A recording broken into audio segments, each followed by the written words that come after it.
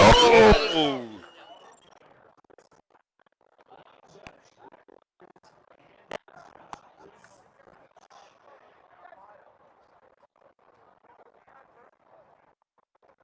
10-9-8-7-6-5-4-3-2-1, 5-4-3-2-1, 1, 2, 3, 4, 5, 6, 7, 8, 9, 10. Hello, hello, check, check, check, 5, 4, 3, 2, 1.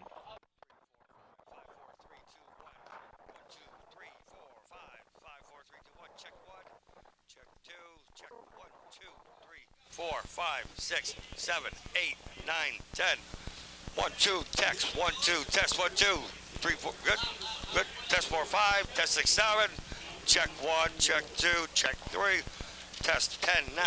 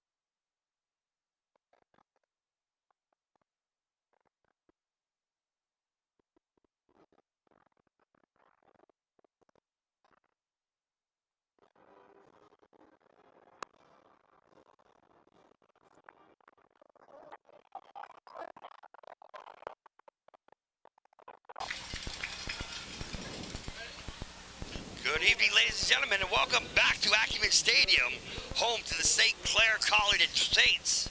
We are only minutes away to kickoff to tonight's CJFL OFC 2025 Teddy Morris Championship game, featuring the visiting Hamilton Hurricanes and your defending OFC champion, St. Clair Saints.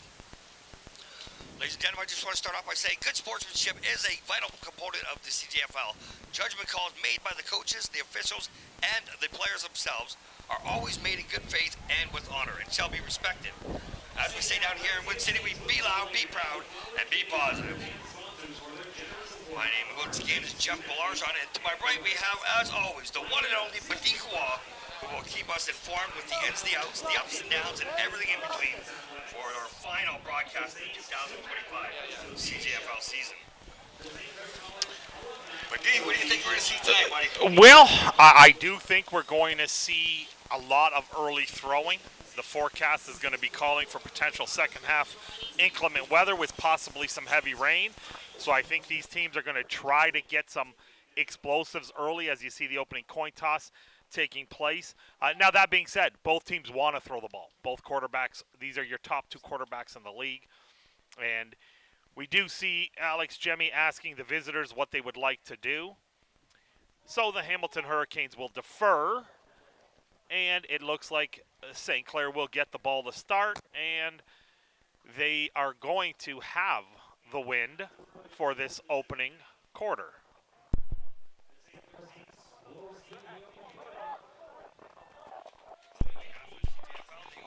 and We Digital Productions, we thank you for once again inviting us back here. As we all join together and anticipate the moment when we crown the OFC's last team standing. And just before we get this opening kick here, you'll see the referees all huddled together. The referee with the white hat today is Alex Jemmy. Our umpire is Chris Patton. Line judge is Larry Rogers. Down judge is Chris Krybich. Side judge is Corey Cousins. The field judge is Brent Webster. And your back judge is Bruce Carter. And a special shout out to a handful of these dedicated officials because they actually had to make the track down from London. They actually officiated, a handful of them officiated the Wilfrid Laurier Western Mustang game where Wilfrid Laurier did beat them. And now they make the trip back here for a 7:30 kick here in Windsor. So we appreciate their efforts.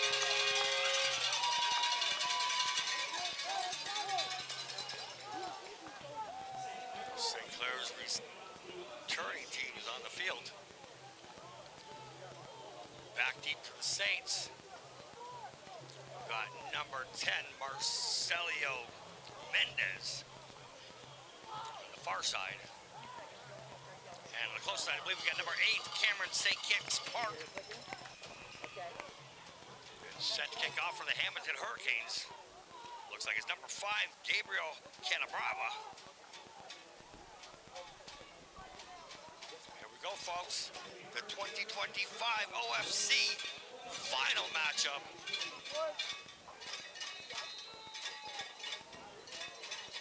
Featuring the 8-0 St. Clair Saints and the 6-2 Hamilton Hurricanes. Looks like it's going to be number 8, St. Kitts Park on the return, up the hash marks, crosses it over the 40-yard line. St. Kitts Park's down. First down and 10, St. Clair starting this drive from our own 43-yard line. I don't know what you do if you're Hamilton, because if you kick it to Marcelio Mendez, he is the OFC return specialist of the year. However, the special teams player of the year is indeed Cameron St. Kitts Parks. So you're playing with fire either way, but they set him up on good field position as they take possession at the 44-yard line with the wind. Number 1, Matthew Gannett lining up behind center. Low running back, number 2, MJ Marshall's carry. Still on his feet. Solid run from number 2, MJ Doyle Marshall. Yeah, playoff games are about small margins. And in this case scenario, they had hands on MJ Doyle Marshall in the backfield. They had a tackle for a loss, putting him behind the chains maybe at second down and 10, 11, 12. But instead, he breaks that initial contact, keeps his feet driving, and picks up 5 yards, which makes second way more manageable at any level. Second down and 5 Saints from our own 49-yard line. 14:02 to play in the opening quarter. Number 1 Gannett, number 8, Cameron St. Kitts Park. Result of the play, Saints first down. Yeah, and if you see here, take a close look at your left tackle. This is your offensive lineman of the year.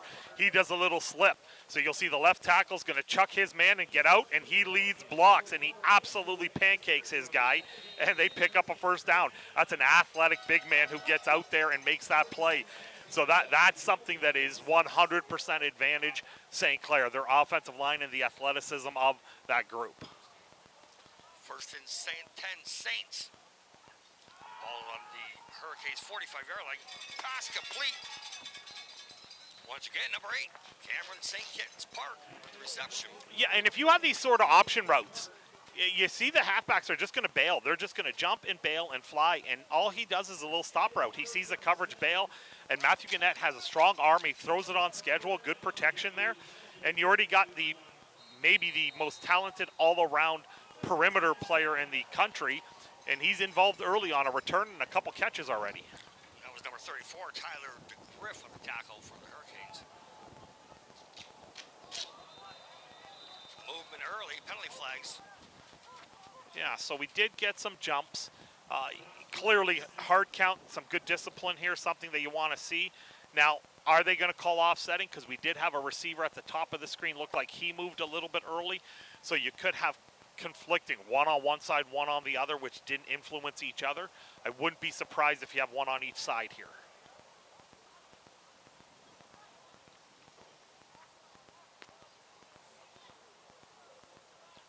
Number 1, Matthew Gannett. Congratulations to him for being nominated the CJFL Offensive Player of the Year. Not quite yet. The OFC Offensive Player of the Year. Excuse me. The national stuff will come out in about 2 weeks' time, but he will be the candidate. He will be, and when you tie a conference all-time national record, he will be in serious consideration. That's number 1, Matthew Gannett down the field. Number 10,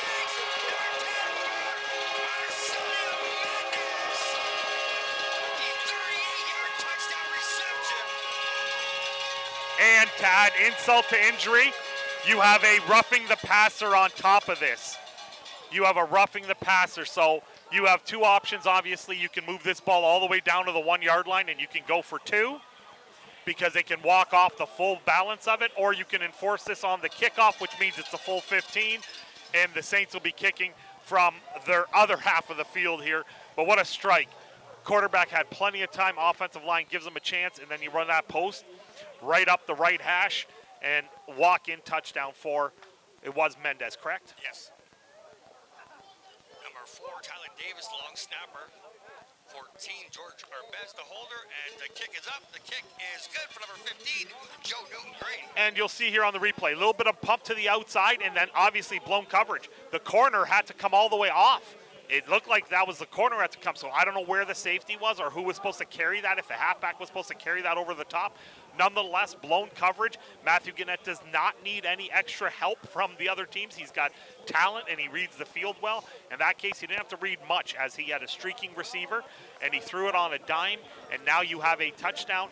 And like I said, the roughing the passer on that throw is going to move the ball all the way up to the 50-yard line of the Hurricanes for this ensuing kick. So you have 2 options here. You can try a little bit of a shortish, cornerish moonshot type kick and try to pin him inside the 10, or you with this win can blast this through the back of the end zone and try to find that extra point that Rouge, which is slowly being faded out at the professional level.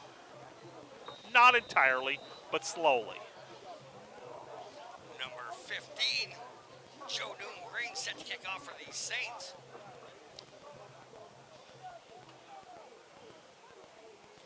Back deep for the Hurricanes. That's number 11, Nick Morocco on the return.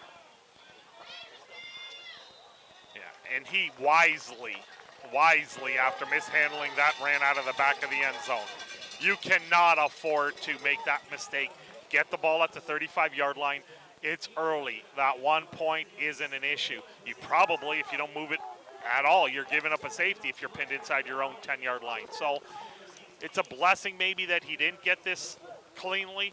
Now you're going to have the ball at the 35-yard line with your talented quarterback who has been impressive both on the ground and through the air. And you can see here in stats right now, like you're looking at just a dominant 8-0 season. You're looking at these defensive stats here on the right for the St. Clair. Like they just dominated across the board defensively.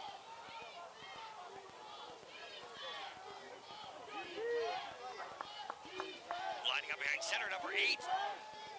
There's Sam.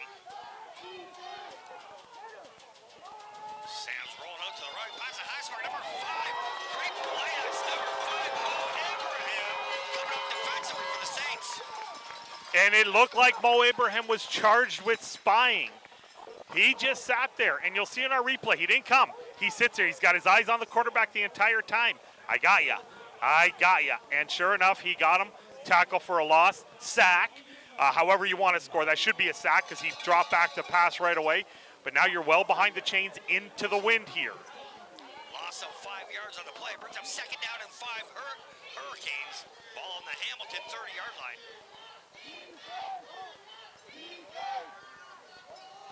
Sam's looking right. Pass is complete just over the 55-yard line to number 3, Zach Herrera. Result of the play, Hamilton first down. Now that's a great job by the quarterback. Quick look left, and then he threw a rope. He had man coverage, and he caught him right on the seam and threw it in phase. Bang. Davis on defense. Good tackle, but the throw and the catch were just better executed, and now they break midfield, and now they reset the chains. Great job, good response after that first loss. Hamilton inside St. Clair territory. First down and 10 from the Saints 54-yard line. 10:55 to play in the opening quarter. Sam's pass once again is complete to the far side of the field. With the reception, number 27, Devin Kwame. Yeah, and they tried to return the favor with a little bit of a slip screen here at the top side. Got 2 receivers and a running back out there. And unfortunately, they just didn't get a block on the number 1, and he came up and made the sure-handed tackle, and no gain on the play. Second down and 10 here for the visitors.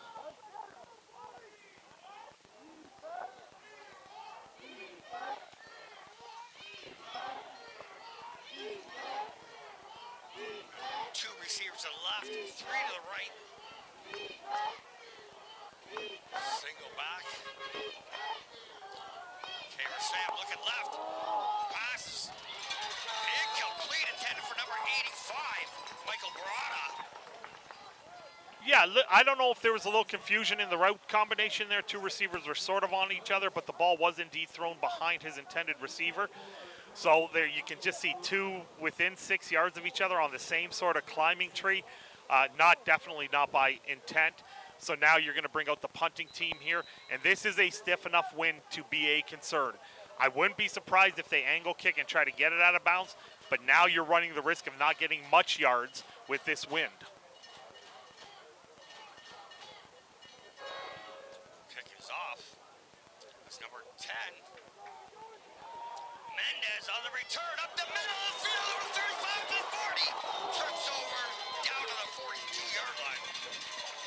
Yeah, they're going to credit the kicker, number 5, with the punter with the tackle. I believe that was him who indeed presented himself, but they do a little fake jet sweep behind him, and in this case scenario, you're going to see as it comes into the right side of our screen here, it's number 5, the punter, who presents himself to make Marcelio make that one last cut right there, and he tripped.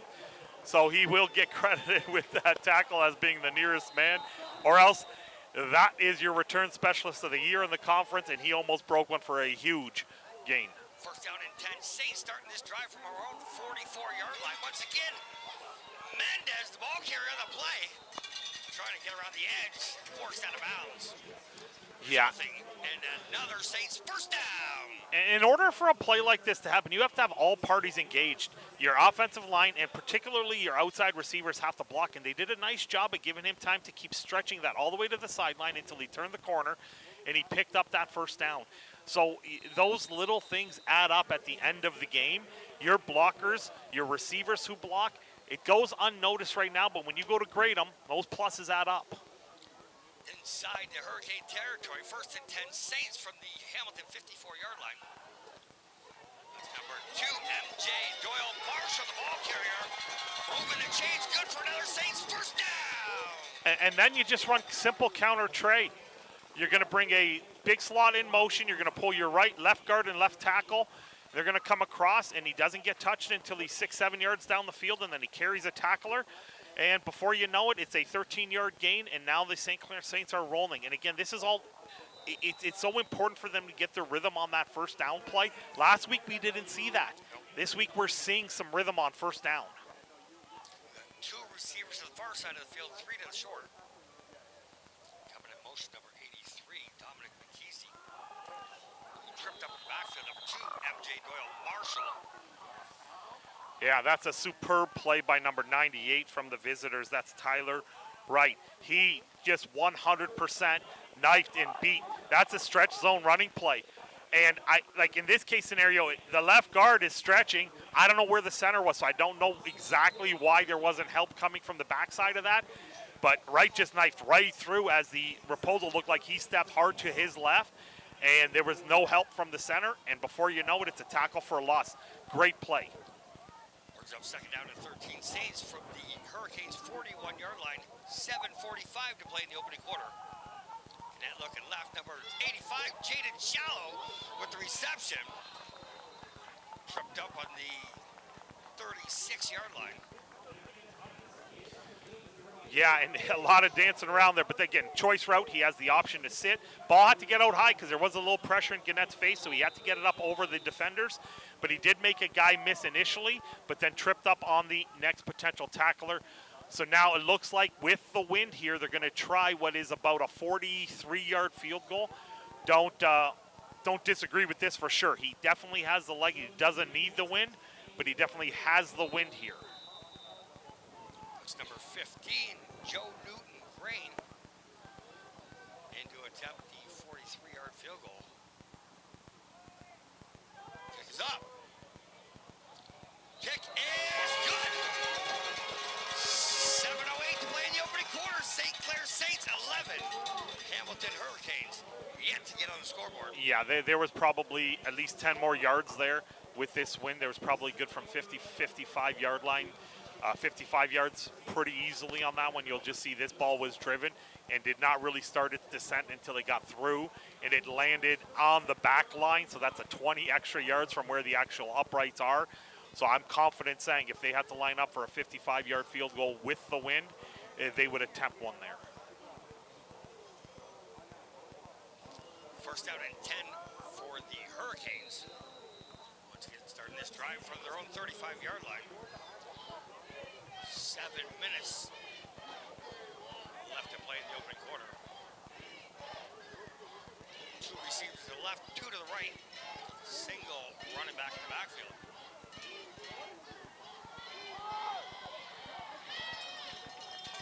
On the tackle, number 16, D'Angelo Holdis. Yeah, they just run a little power play. They motion a slot across. They're going to bring the backside offensive tackle, and they're going to lead, as you see the stats from the quarterback, K-Rasam, and he had a really, really good year. He can throw the ball. His completion percentage you'd like to see up just a little bit more. But that being said, sometimes he was pressured a little bit. He hasn't had as much help as you would want from his offensive line. But nonetheless, a good year for the quarterback, which helped them turn around their season from last year. Number 28 for the Hurricanes, Gianluca Maraca. Sam's pass is incomplete. Intended for number 3, once again, to Zach Pereira. Yeah, and that's a product of the wind. The wind just took a couple yards off of that, and it is strong. Now, that's a good tight spiral. If you're the receiver here, you have to slow your feet down and let that defender run through your back, because that was clearly underthrown, and you might have gotten a pass interference and maybe a cheap 15 out of that. What you can't have happen is just letting the ball fall under and not even making attempt. You got to have some game awareness and understanding where the wind is in that case scenario. Now we're in the punt position for Hamilton. That's number 5, Gabriel Canabrava. Celio Mendez back deep for the Saints. Ball gets passed down to the 25-yard line. Mendez turning about. Makes the cut down the numbers. He's still on his feet, folks. Out to the 50-yard line. Stripped up out of bounds. First down and 10. Saints starting this drive from our own 50-yard line. Yeah, and that was the turf monster that got him. A good kick. He was trying to go to the sideline. Misjudged by Mendez. He goes back all the way to around his 25-yard line. Does a little pirouette backtracks, but you can just see in space how special he is. I still remember coming out here in early August, showing up for a few camp days, and watching him in space catch punts and in the offensive set. In space, he's talented. As we see the offensive stats here, These two are probably your two best offenses collectively in the league. That's number 2, MJ Doyle Marshall through the off tackle. It's across the 55-yard line to the 50-yard line of the Hurricanes. First down, Saints. Yeah, you're not going to get through with that kind of speed unless your offensive line does something. So watch the left side of the offensive line just absolutely fit up and drive their guys back. That is just easy picking on a straight lead. That hole is huge. And he was able to easily get his whole momentum going forward and picked up a big chunk yards for another first down. First and 10, St. Clair. Ball spotted on the Hamilton 50-yard line. 4:44 to play, no quarter. 83, Dominic McKeezy in motion. Short gain on the play. Yeah, trying to involve a little bit different people. McKeezy's come across in motion a few times. Sometimes it's just as a token motion, maybe to get a little coverage information. Other times it's a lead block. In this case, they give it to him on that sort of pop sweep, a little push pass, and he picked up a very modest gain, 2 yards, good open field tackle by the Hurricanes. Big play here for the Hurricanes defense. If they can at least hold them to a punt, then at the very least your offense can maybe get one good first down and have the win for the second quarter sooner than later. Next looking deep left side. Pass is incomplete. Intended for number 85, Jaden Shallow. Play was broken up. Yeah, real nice coverage. Yep. Stride for stride, in position, turn, look for the ball, got his right hand up. Good throw, good route, but he didn't give him much room, and that was just good defense all across. And now St. Clair's going to try to punt and pin Hamilton deep. All Hamilton needs to do is handle this cleanly, move it up to maybe the 20-yard line, and a couple first downs to get out of this quarter only down 11 and have the win. That was number 38, Malachi Dells, in the coverage.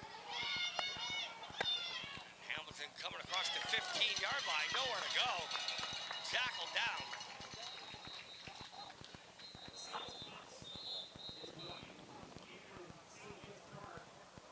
Yeah, all things considered, that's not bad at all, but we do have a flag on the play.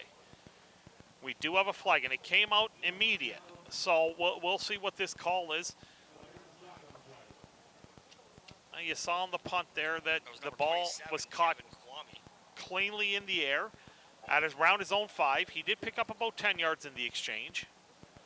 So now we're waiting on Alex Jemmy to give us the call as he speaks with Chris Patton, discussing how we're going to apply this penalty here.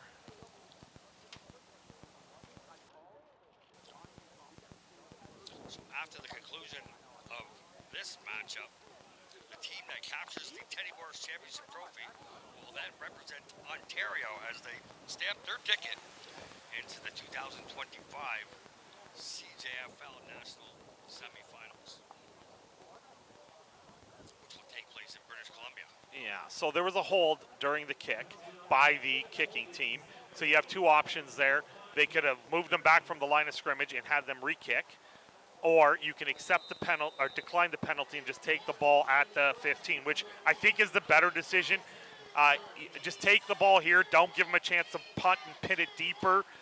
They do have the win. So, like I said, a first down or two, you can get out of this quarter and have the win. Once again, that's number 8, Kira Sam behind center. Sam's pass is complete. Forced out of bounds by number 4, Tyler Davis. On the reception was number 27, Devin Kwame. Yeah, long throw. It took some time to get there, but it got there, and it was decisive. He did not hesitate. He turned his shoulders. He knew where he wanted to throw the ball, and even with this win, he has some nice zip on the ball. So for him to pick up 11 yards there, that's exactly where you want.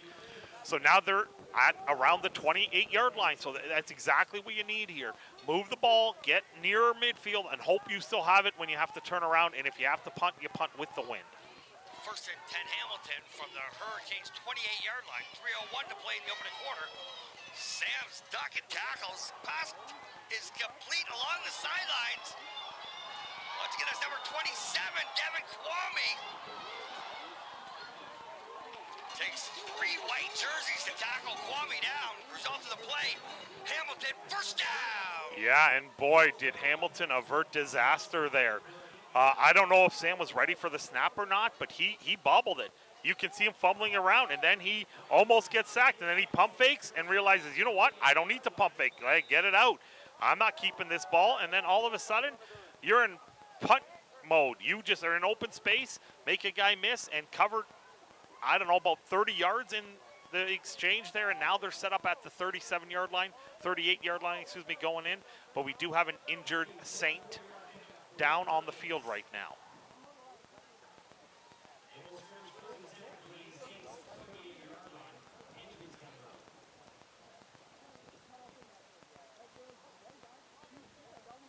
Injury timeout on the field.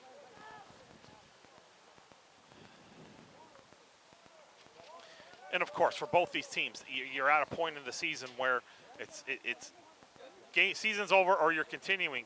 If it's season over, you have a year to recover from an injury. But if it's continuing, you only have a short week. The winner of this is going to be traveling, and you're traveling to the West Coast. So you're going to have to battle the jet lag, that mindset, and you're also going to have a shorter week because one day is dedicated to full-out travel. Yeah. It looks like it's number 28. That's Nick Bayani. Getting helped off the field. Yeah, and he's had a real good season for the squad. So, again, you do not want to have anything, but it's nice to see that he's walking off under his own power completely. Hopefully it's nothing too serious. Maybe he just got winded. First and 10 Hurricanes. Saints 38-yard line. Sam's looking deep. Left pass is incomplete. Intended for number 12, Aiden Gago. On the coverage for St. Clair, number 11, Nathaniel Tiskowicz. Yeah, and they did not waste any time. So far, they've maybe made one concerted effort to run the ball. Hamilton doesn't care where the wind is right now. They are saying with or against, we are going to throw the ball. Sam got us here. It's his arm and it's our ability to stretch the field that's going to have it. We're going to connect on one of them somewhere, somehow. So I don't mind the game plan. If you're not good at running and your offensive line is a little bit of suspect in terms of making holes, get rid of the ball quick. Brings up second down and 10 Hurricanes. Great completion.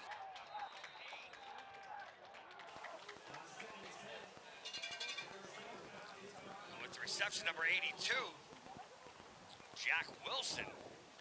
Yeah, and that was a pseudo-dangerous throw. He had to double clutch there, and when you throw late into the flat, oftentimes is there to make a play, but in this case scenario, the defender lost his sort of position relative to his man. And I think that was number 27 for St. Clair, Ryan Najim, lost sort of awareness. And before you know it, it was a catch and a first down. Short. Oh, excuse me, it's third and short. Which this is a no-brainer. You're on the road. You're down to the best team in the conference. They haven't lost in 3 years. You have to go for this. High snap. That's number 85. Michael Barada comes up short on the play. Turnover on downs. First down, Saints. Now, I definitely agree with going for it. I'm not 100% sure I want to run sideways. I don't mind if you go heavy, and I know in today's game you have a lot of action where you do shotgun, but you're turning your shoulders against the premier defense in this league here, and that's just not smart. You had a chance to put points up on the board. Now you're giving St. Clair a minute and change with the wind. They still have that explosiveness. I would not be surprised if Coach LaChance just turns one over right now and just lets one fly with Matthew Gannett. Hurricanes defense playing a four-man front. First down and 10 Saints starting this drive from around 32-yard line. That's number 10. Ball carrying the play. Marcelio Mendez throws downfield. Number 8, Cameron Dickens. To the 35, the 30, the 20, 10, 5. Touchdown! Saints!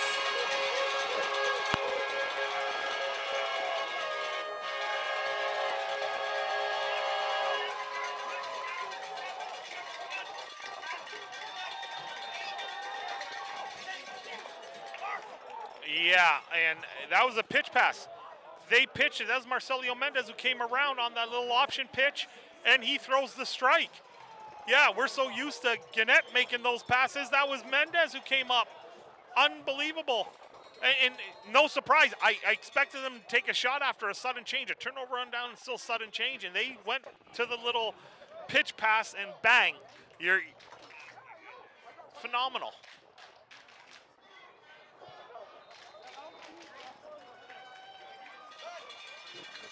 And just when you had an opportunity to kill this quarter with the wind, and you're going to see here on the replay, like it's unbelievable that you have to have the eye discipline and everything like that, but you know they're going to take their shot.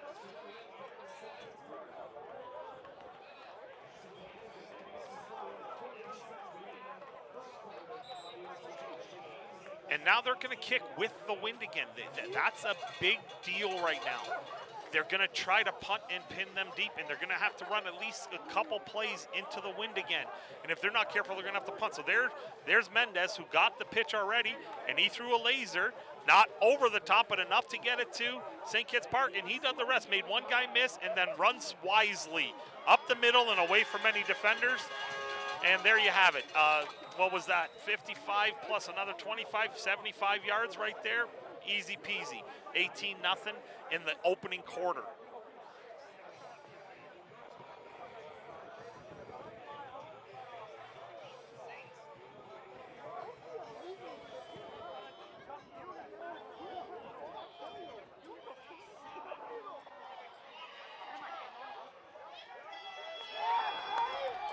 Nowhere to run. Great lead from number 9, Trey Potter from the Saints. Yeah, and now you're going to get a penalty on Hamilton. Hamilton, number 11, slapped St. Clair Saint right in the face, right in front of the official. So what was at least a return of the 20-yard line is going to bring him back. And there's the call, and it's a full 15, so they're going to now have the ball at their own 5-yard line into the wind. 33 seconds, which I don't know if they can kill the clock here without having a punt, without a first down, that is. Yeah, you said it, but the first down and 10, Hamilton. Hamilton starting this drive from their own 5-yard line. 33.6 seconds left to play in the first quarter, and St. Clair leading the Hurricanes by a score of 18-0.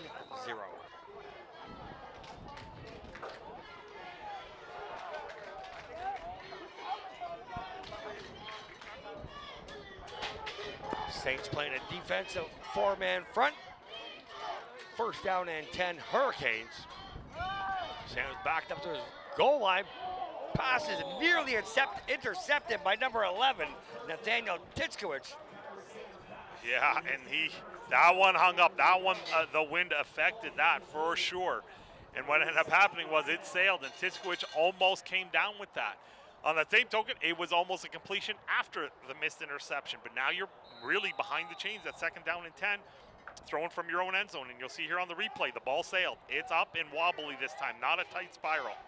That pass was a 10 for number 12, Aiden Gago. Brings up second and 10, Hurricanes.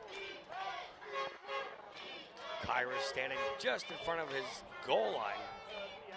Single running back. Pass is complete to number 12. That's Aiden Gago with the reception. On the tackle for the Saints, I believe it's number 24, Ryan Connolly. Yeah, and this was a really good play. Just a stop route, little option route, realizing, hey, there's no defender here coming from the inside. I'm going to catch the ball on the same page with your quarterback as we end the first quarter with a first down.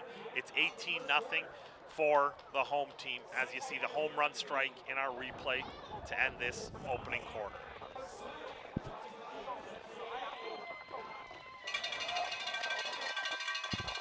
$18-point lead for the Saints. They're making their way back. Hamilton's going to be defending the southern end zone. St. Clair defending the north. The wind's gushing from the north to the south.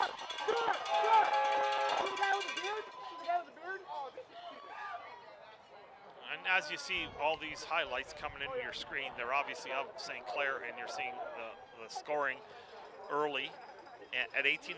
The game is not lost here.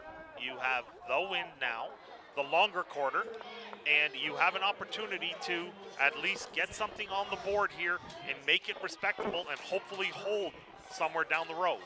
Hurricanes with 2 receivers to the far side, 3 to the near side. Play action pass. Sam's trying to get around the edge. Pass is incomplete, intended for number 82, Jack Wilson. Yeah. And he's a very capable runner here. But you do see Mo Abraham dropped into coverage a little bit, but as soon as he realized there was no defender in his area, he saw that Sam was scrambling and he just mirrored him and forced that throw out of bounds. So good job keeping your eyes on the most talented player on the other team. In that case scenario, this guy can run the ball. Don't let him get his feet going, or else you can be in trouble. Brings up 2nd down and 10. Hamilton from their own 19-yard line. Kyrie Sam's pass is complete to number 82. Intercepted, ripped it out of his hands. That's number 27, the birthday boy, Ryan Jim with the touchdown for the Saints. Yeah, just unbelievable how the ball was sandwiched between the 2 players. And of course, the Jim just says, oh, it's on my chest. I'm going to wrap it up and walk it into the end zone. Like you're going to see here, he just has it, bobbles it, and it just goes right into his number. That's a birthday gift. That is, it's 100%. That was gifted, and what a great awareness that the ball is up and loose, and he stretches his legs out. And this defense has been quite opportunistic all year long. And now you've added to the score at 24-0 early in this 2nd quarter here. You're on the verge of getting out of control if your offense can't get some points.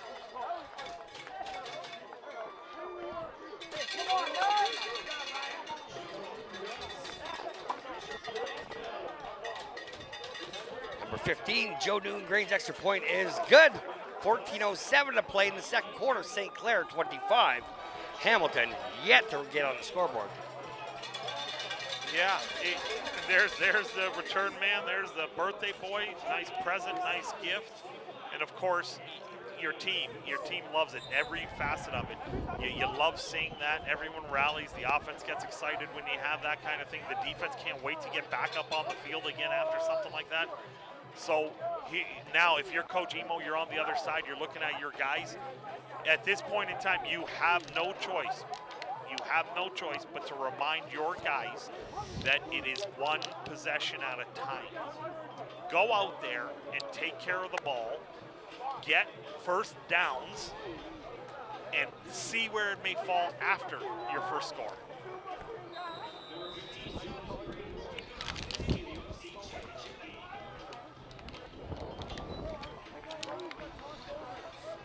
Number 15, Joe Newton-Green set to kick off for the Saints. Deep kick to the right side, I believe it was number 11. Nick Baraka on the return for the Hamilton Hurricanes over the 50-yard line as he's pushed out of bounds around the 52-yard line of the Hurricanes. There you go. Now that you got something going, that ball hung up, and the return man judged it perfectly and got himself underneath that. And then he made one guy miss at the point right there, and before you know it, lane integrity was compromised. And you get up that left sideline and you cross the midfield, or just short of the midfield at the 53-yard line, but you have the win now. And I suspect at this point, unless it's 3rd and exceptionally long, you might already be in 3-down territory for the rest of this quarter. You have to really start pressing the issue and getting first downs and getting points.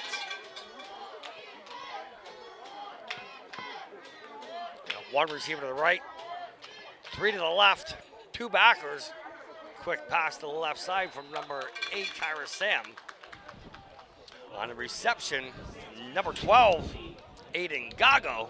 Yeah, and that kind of play might be setting something up a little later. We're just going to do that little stop route. We're going to pick up our 3. Yep. You need a little more than that, but still, it's not terrible.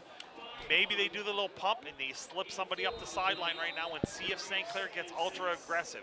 Maybe they try to jump something, think we can get another pick 6, and you get an easy one up the sideline.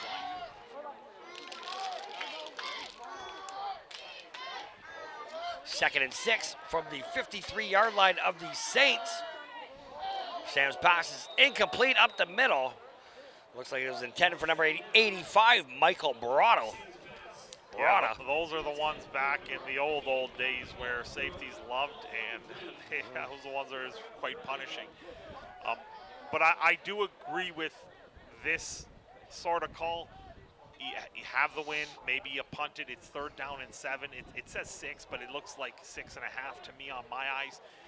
See if you can punt and get St. Clair all the way back, and you need one play on defense to stop them, to get them in a 2nd and long situation. So see if you can flip the field entirely and shorten the field for you on the ensuing possession. In the punt position for the Hamilton Hurricanes, number 5, Gabriel Canabrava. Back deep for the Saints, number 10, Mendez. And that's number 85, Jaden Shallow. On the return, penalty flag on the field. Shallow's getting around the outside. Still on his feet over the 55-yard line. Another penalty flag flies. Shallow's at the 30-yard line, skipping off. Runs out of gas. Brought down on the Hurricane 30-yard line. Well, we're definitely it's not gonna stand on that. I just don't know what the first flag was for. Yeah. But it's definitely now. Fortunately, he got it and actually got off a pretty good punt there. So that was pretty good, even though he mishandled it. He was able to get a nice tight spiral on it and drove this back a little bit. Now, Shallow did handle this cleanly. A flag came out, and it looked like it possibly was a hold against St. Clair. The first hold would be from where the point of initial possession was, but then in the bottom of our screen, you did see a push in the back. So I suspect this ball is probably going to go somewhere inside the 20-yard line when all is said and done.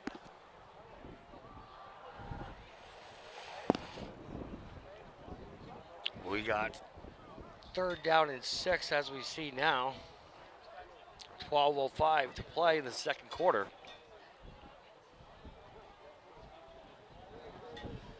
Yeah, and I can see from Alex's indication, he's asking the referee, we're going to decline the push in the rear. And they're going to accept the hold, because the hold happened from the point of catch, which was around the 20. They're going to go back 10, put it at the 10-yard line now to enforce that one, rather than take the push in the back, because the push in the back happened closer to the 40-yard line, would have only brought them back to the 30. It's elementary. You're just saying it to the coach, but we know what you're going to offer and what you're going to accept. 1st down and 10. Saints starting this drive from our own 10-yard line. That's the ball carrier, number 2, MJ Doyle Marshall. Tackled down by number 18, Tyson Paul. Yeah, they did a little bit of a jet sweep action and came back with the counter behind it. A little bit of confusion. It looked like maybe somebody was just a little bit late in the mesh in the backfield. So just a little extra bodies there that just got in the way. And before you know it, you had a defender in the backfield, which threw MJ off his initial track. So it was a decent gain at around 3.5 yards, but nonetheless, into the wind, very important down here for the Hamilton Hurricanes if they can get a stop and force St. Clair to punt into this pretty stiff wind. Look at that, 2nd down and 6. Gannett looking right, rolls out, steps over the hash lines, past the numbers. Penalty flag goes flying in the air, passes incomplete. Yeah, and you're going to get defensive holding here. It looked like Cameron St. Kitts Parks was just tackled along the sideline. That would have been open had he been able to stand up there. But if you take a look at the top of the screen, after Matthew Gannett has to set and then scramble, he'll break out to the right here, and if it zooms out to the left side of the screen, you're just going to see Cameron Kitts St. Park on the ground. And there he is on the ground. He's peeling himself up because he was, in essence, tackled.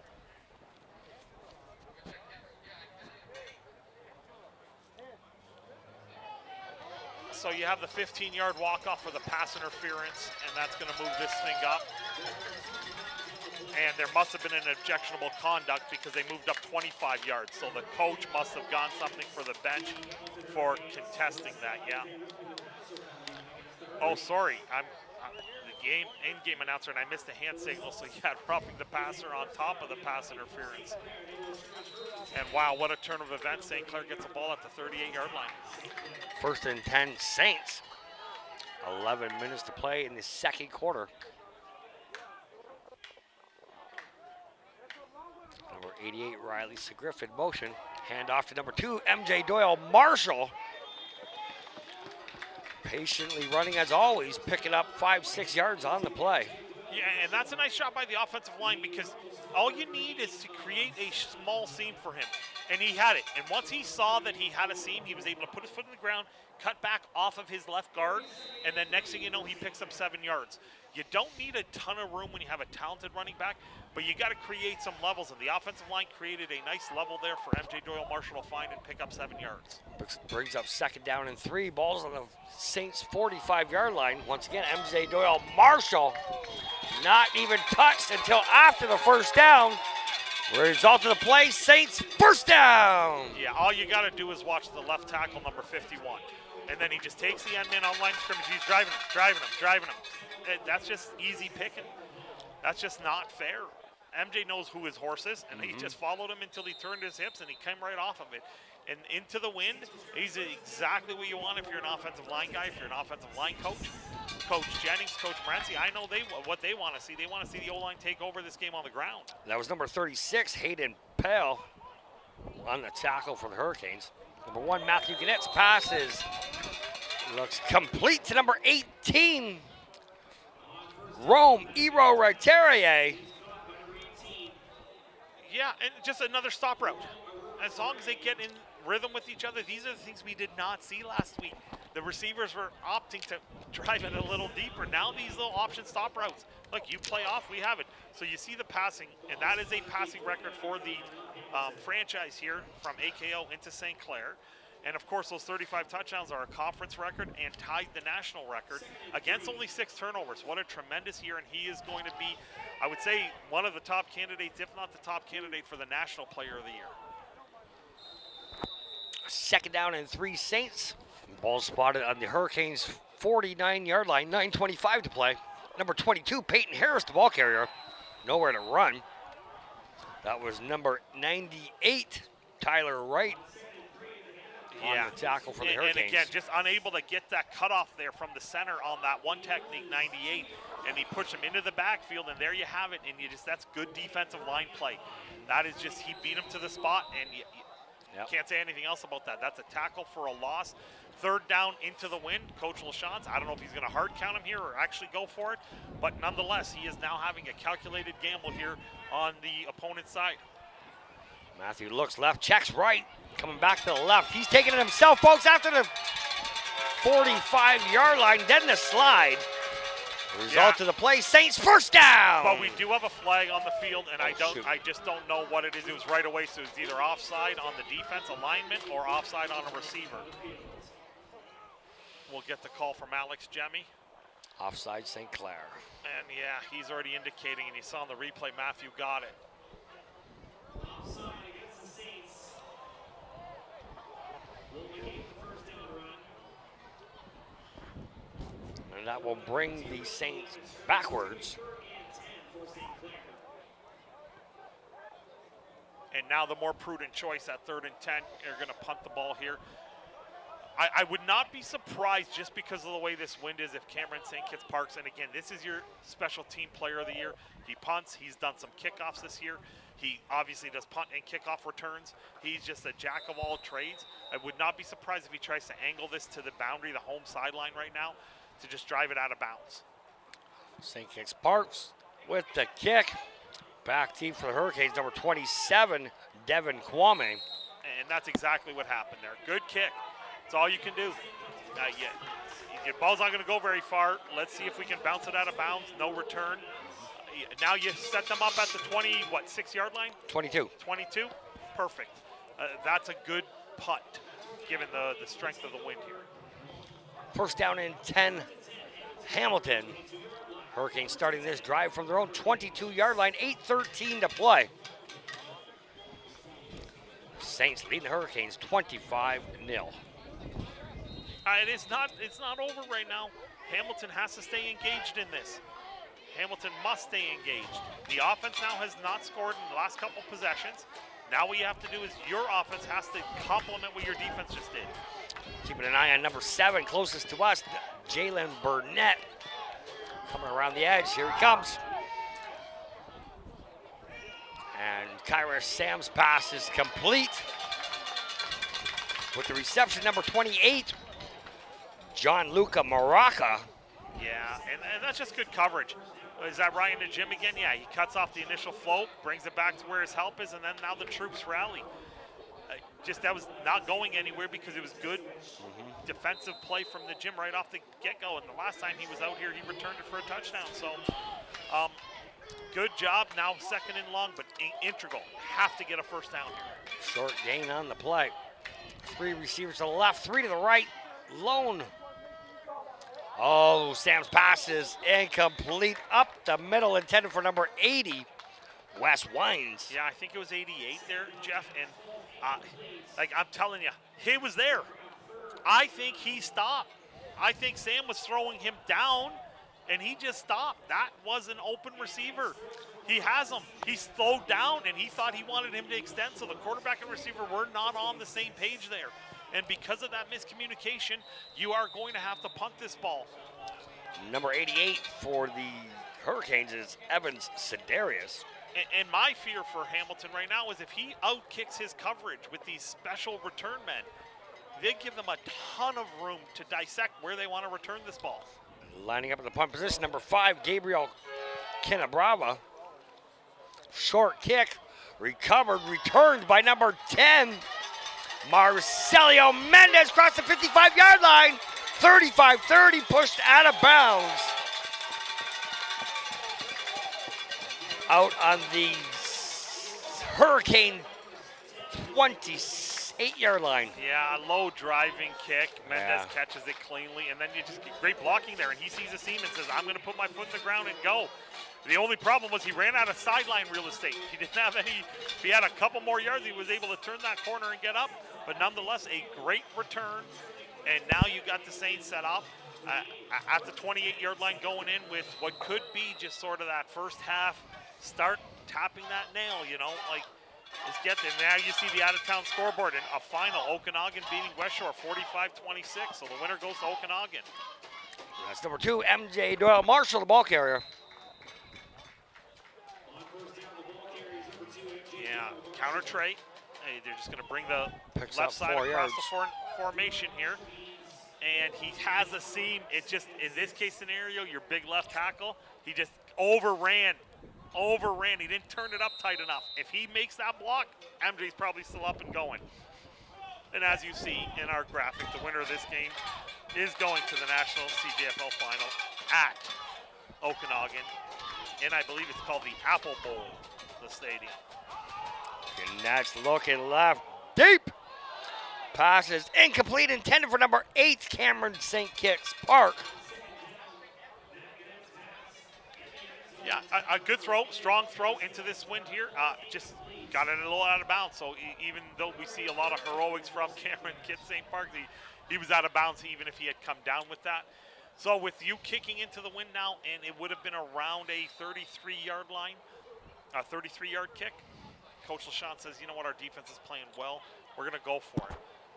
Once again, that was great coverage on the Hurricane side, number 18, Tyson Paul. 3rd and 6. 1, 2, 3, 4 receivers to the left, 1 to the right.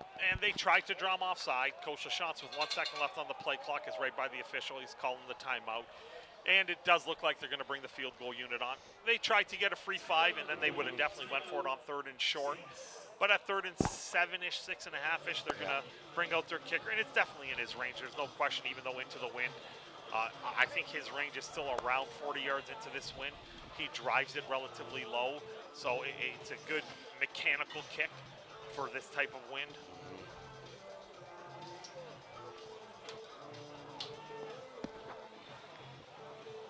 Wind's died down a little bit. Coming to the kicker's face.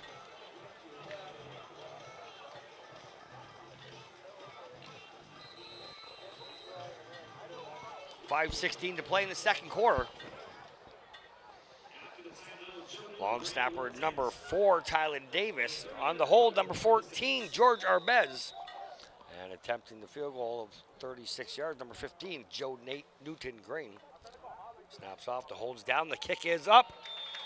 And the kick is good. Yeah, with ease. That even though it slightly ballooned up, it was driven relatively well. Good solid contact. Probably still would have been comfortably good from around 40, 43-yard line.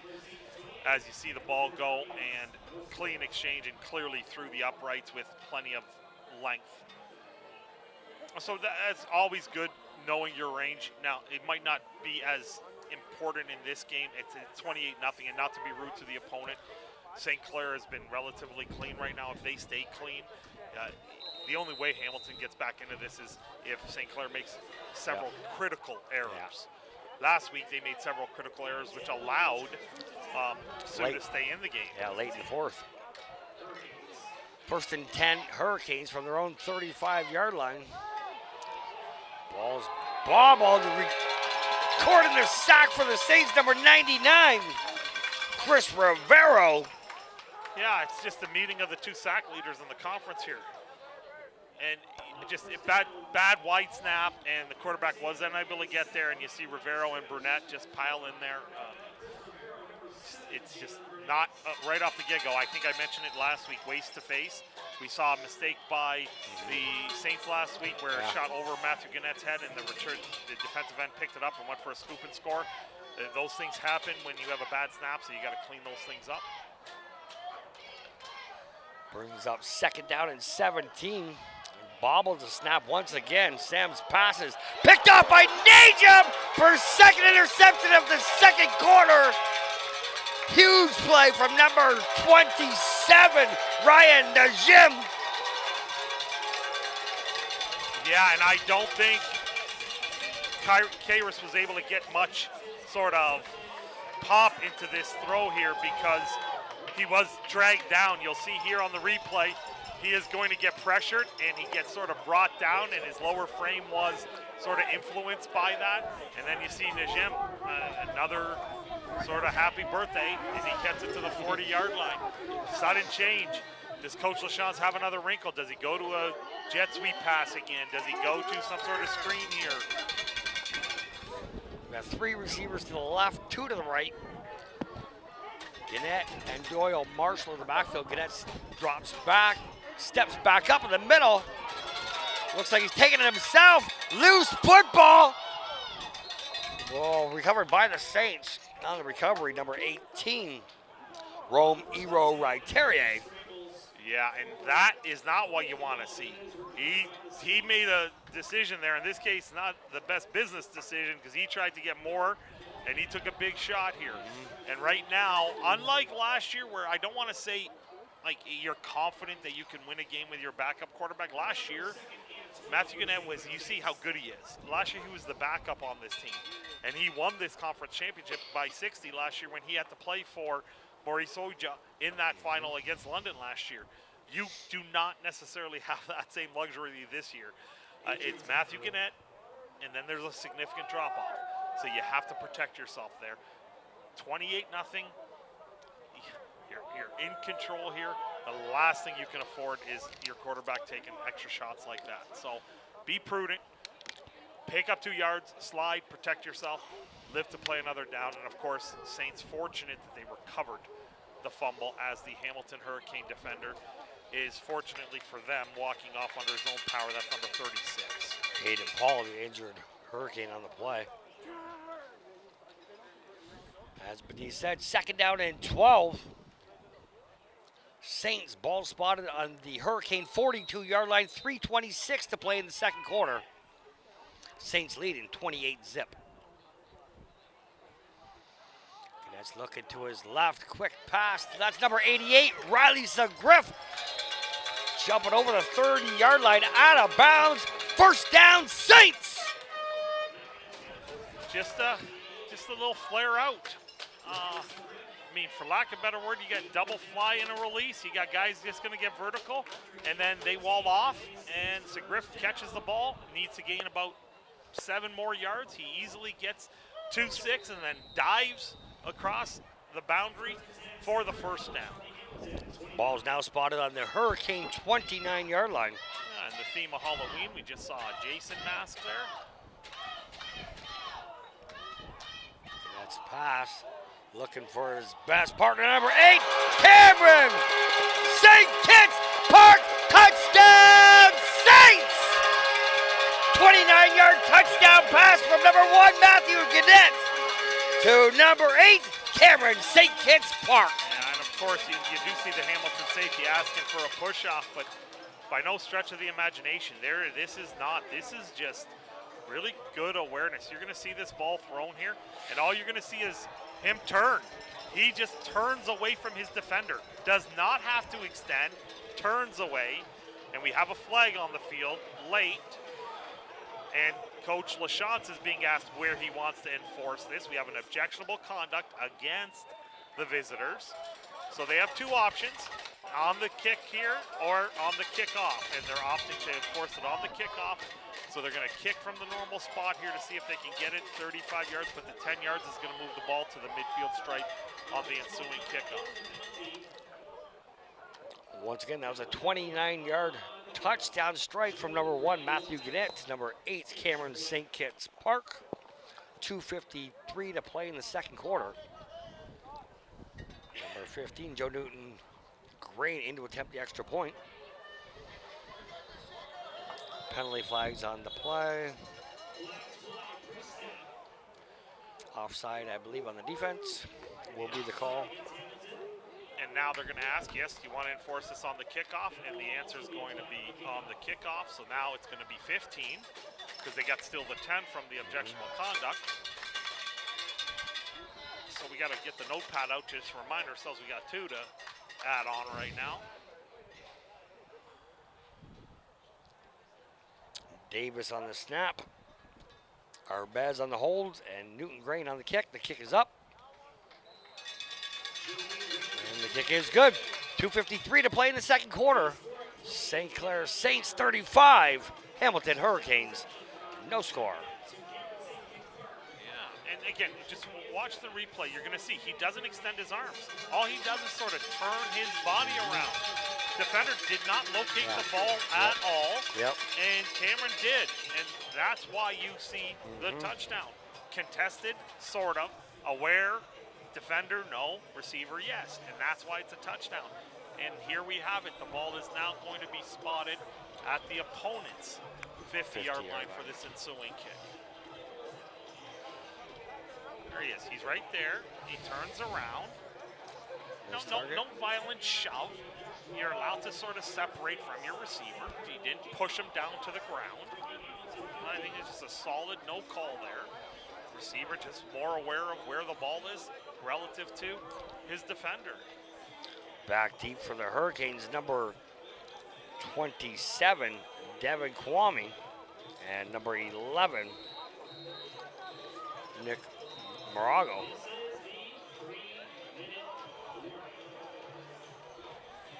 Three-minute warning called on the field by the officials. Number 15, Joe Newton Grain, set to kick off for the Saints.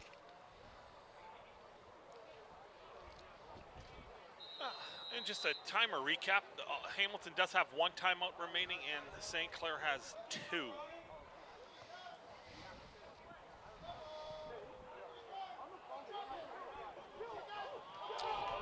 Short kick fielded by number 21, Ethan Everly, nowhere to run. Tackled down, led by number 41 on the play. That's Carl Bird. Yeah, and now we have a little local forecast. You see the radar. There is potential for some stuff to move in. I mean, it could still continue north. The static, at least based on what I saw just at around kickoff, was probably going to avoid us. Doesn't mean heavy volume of rain won't. But as it stands now, the skies are relatively clear. First down and 10, Hamilton starting this drive from the Hurricanes' 25-yard line. 2:50 to play in the second quarter. Kara Sam looking right to a wide open number 27, Devin Kwame. Passes incomplete. Brings up second down. Yeah, decent protection. Gave your quarterback a chance to step up into that, and he put it on the money. That ball has to be caught. Yep. That was a good throw. I was stride for stride right there, catching in phase, and he's probably gone. The only thing that he didn't do was handle the ball.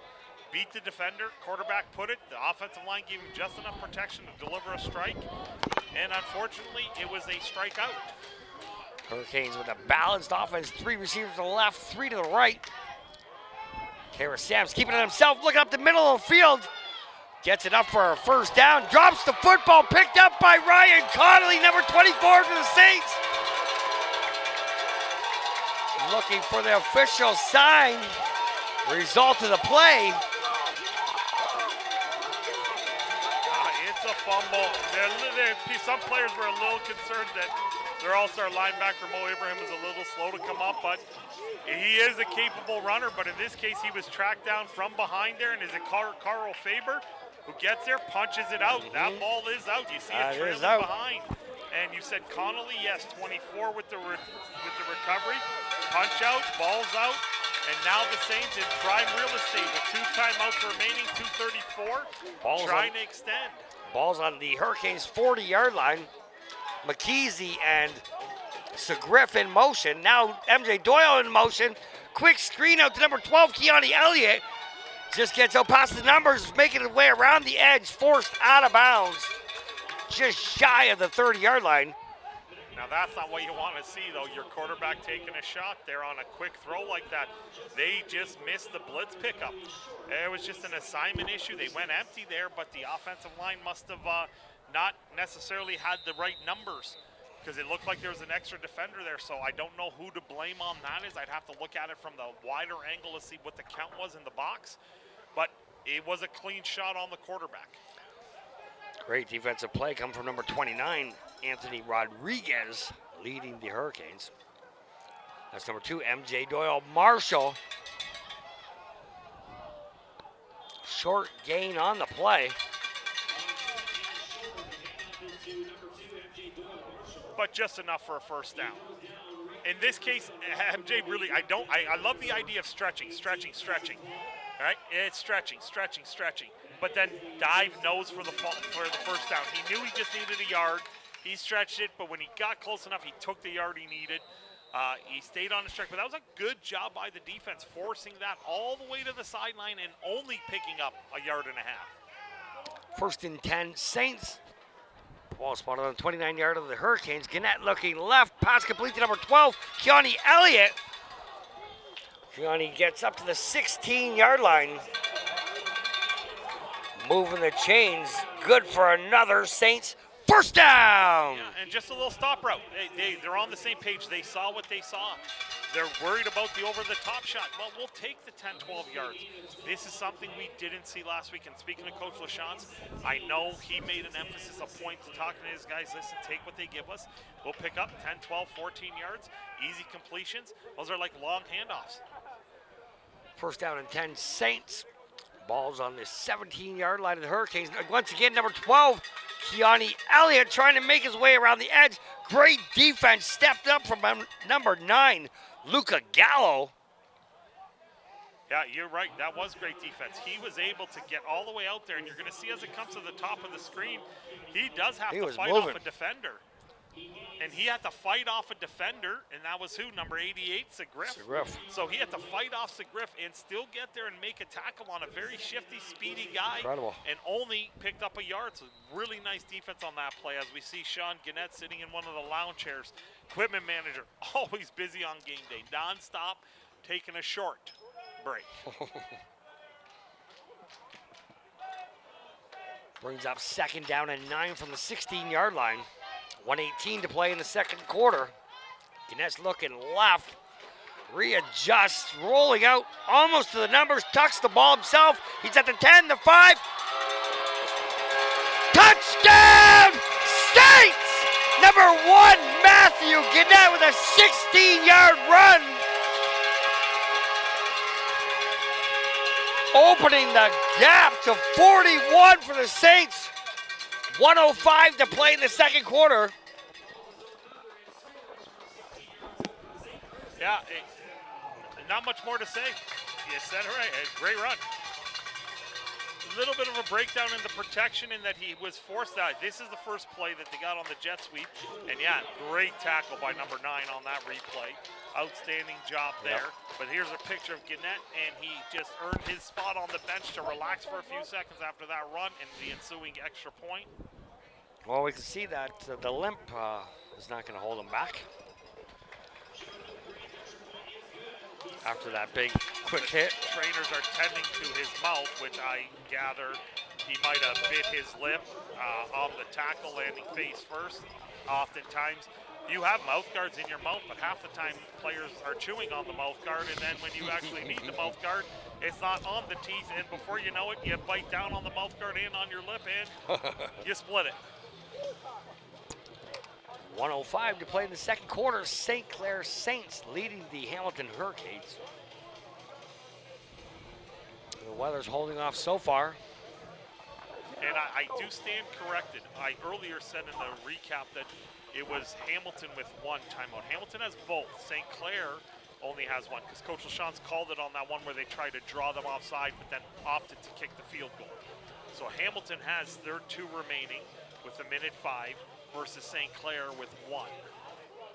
Number 15, Joe Newton-Grain set to kick off for St. Clair. Back deep for the Hurricanes, we've got number 11, Nick Barago. And I believe it's number 27, Devin Kwame. That's Kwame bobbling the ball.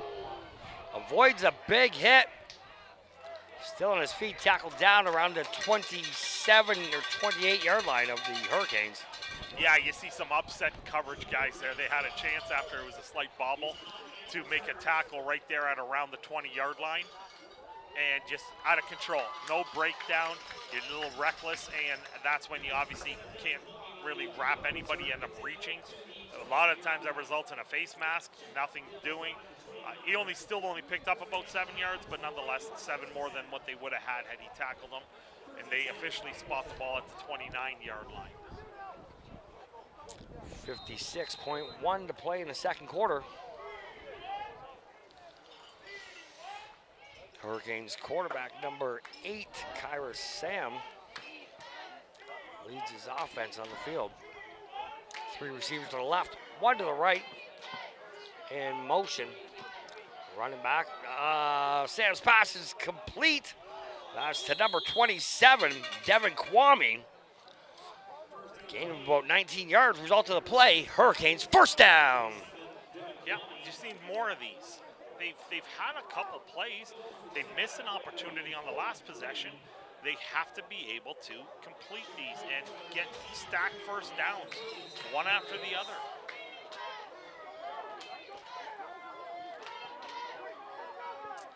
Oh, once again, Sam's pass is complete by number 82, Jack Wilson, into the hands of number 27, Devin Kwame.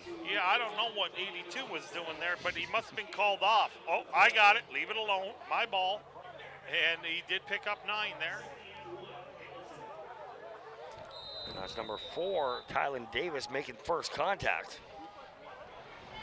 Brings up second down and 1. Tip drill over the top.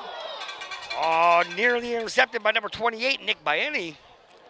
They've had that play 3 or 4 times, that little quick pro pass slot release, and yet again, the receiver, that's a catchable ball. Has to be caught. Has to be caught. And it bobbles off his helmet after the fact, and it goes aimlessly to the ground. Fortunately, it was an interception.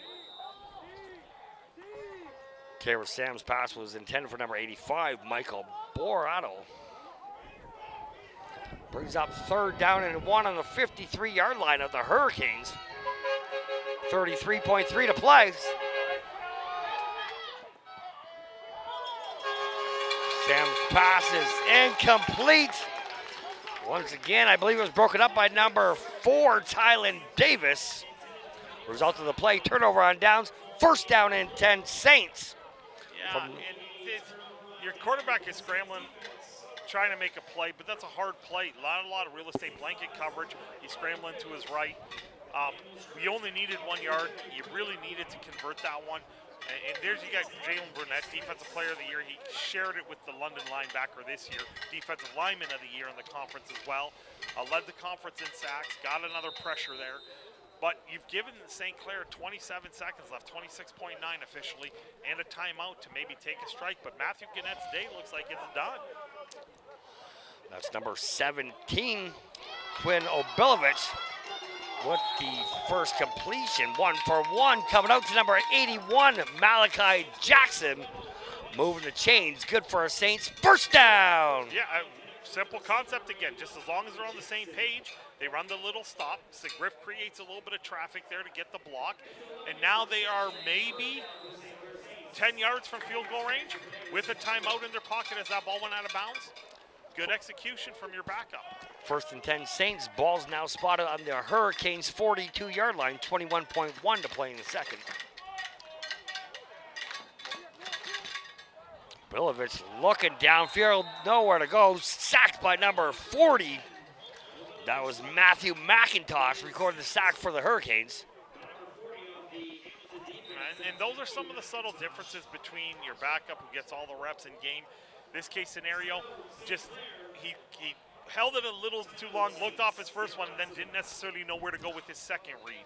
So you hold it a little too long, the protection breaks down. Now you're in a situation where Hamilton's going to use their timeout. I think it was Hamilton who called it, and puts it in a second down and long situation, maybe forcing St. Clair's, no, it was St. Clair who used it. I thought maybe Hamilton would opt to use it to force a possible punting situation and maybe take a shot. Nonetheless, it's still possible. Now they still have 2 timeouts in their hip pocket if they need it. Nice shot by the camera crew. Yeah, and I would be surprised here if you just see Obilovich throw a quick little hitch to one of his outside receivers on the quad side to the field.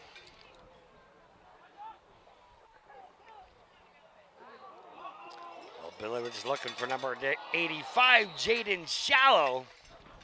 Pass is just wide, incomplete. Opposite what I thought. He got man coverage on the outside.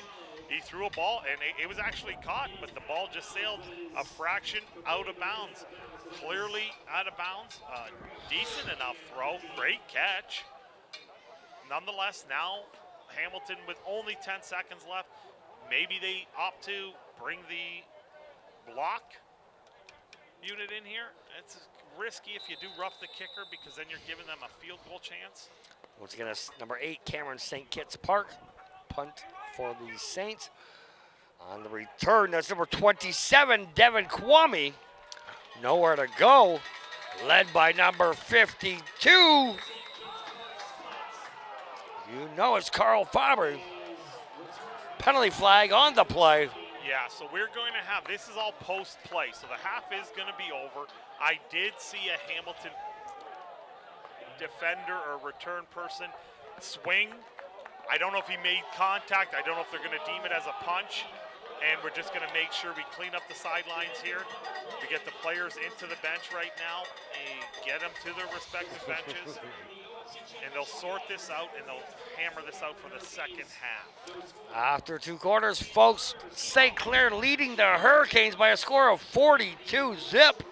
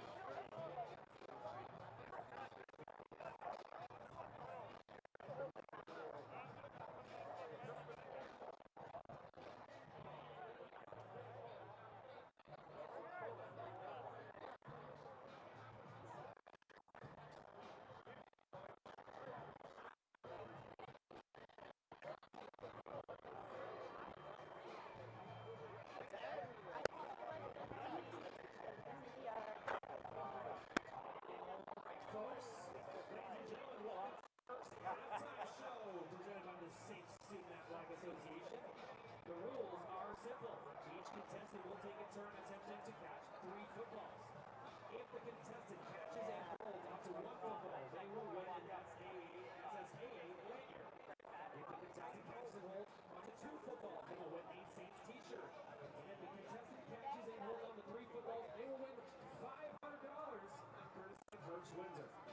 Our contestants tonight are Alvin and Darian. Let's give a round of applause to our contestants tonight.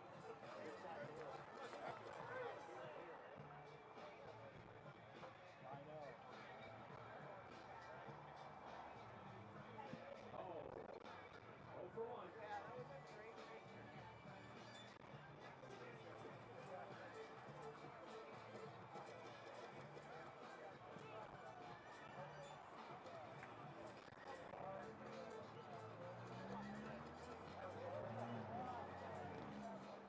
Barbados. 2 weeks.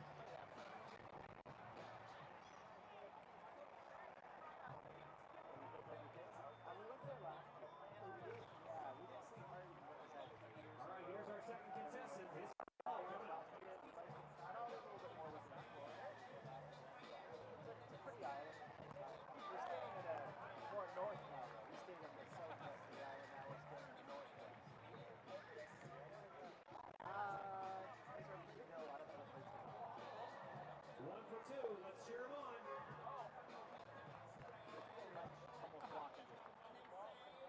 They're like double and twice, you know, when you cross the road. So, Hey, that's a Saints t-shirt.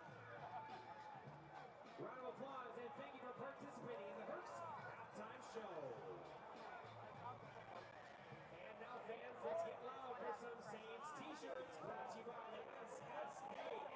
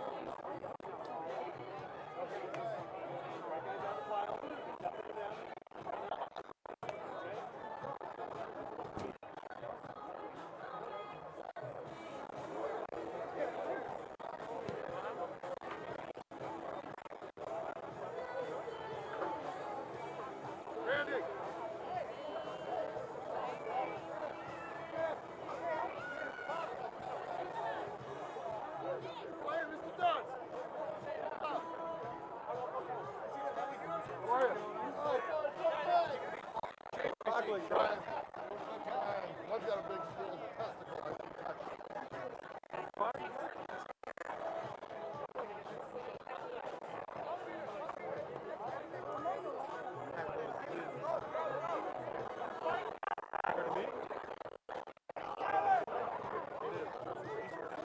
By the time you guys see me, I'm gonna be like, low stick.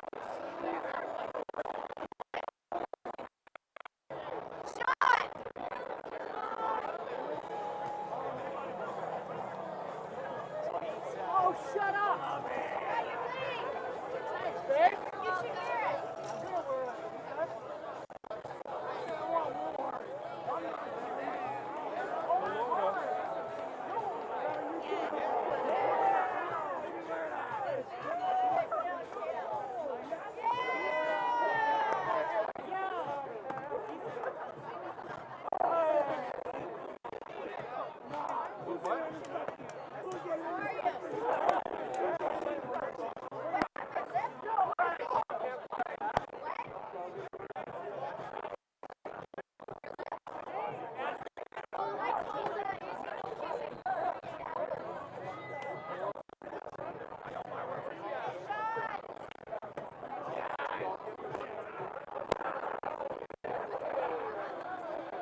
Hey, that was a nice touchdown, Matt. Very impressive.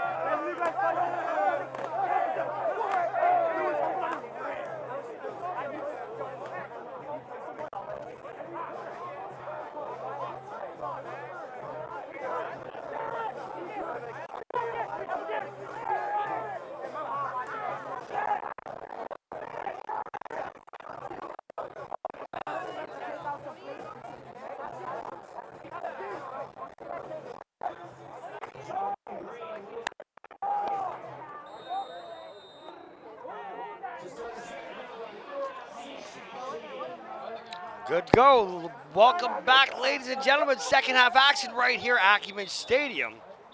Home to the 2024 CJFL National Champions St. Clair Saints.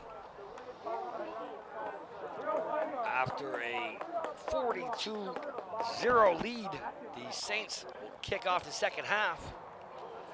Yeah, but we have to enforce the unnecessary roughness penalty from the end of the first half. So now you see the officials moving this up. And it should be 15 full yards to the 50-yard line, because it was, unless they're calling it an objectionable conduct. No, see, it is a UR, so they're going to move it up 5 more yards still. They got to move it up the full 15, because I thought it was signaled as a UR 15-yard penalty, so now you're going to have the Saints kicking I want to see a touchdown the from win. you today. You know, you're done. Yeah. I'm injured. Back deep for the Next week, Hurricanes, don't worry, I got number 11, Nick Morago, and number 27, Devin Kwame. Belt to ask all day. Time to go to Cedar Point. Cedar Point. And the return is number 27, Kwame, forced out of bounds. You do me a favor, you either go go one way or the other because you're in. First down and 10, Hamilton. Started their second half drive from their own 12-yard line. Late penalty flag on the play. Yeah, and a lot of the times it's just a lot of chirping and talking, so we're going to have to dissect where that's from.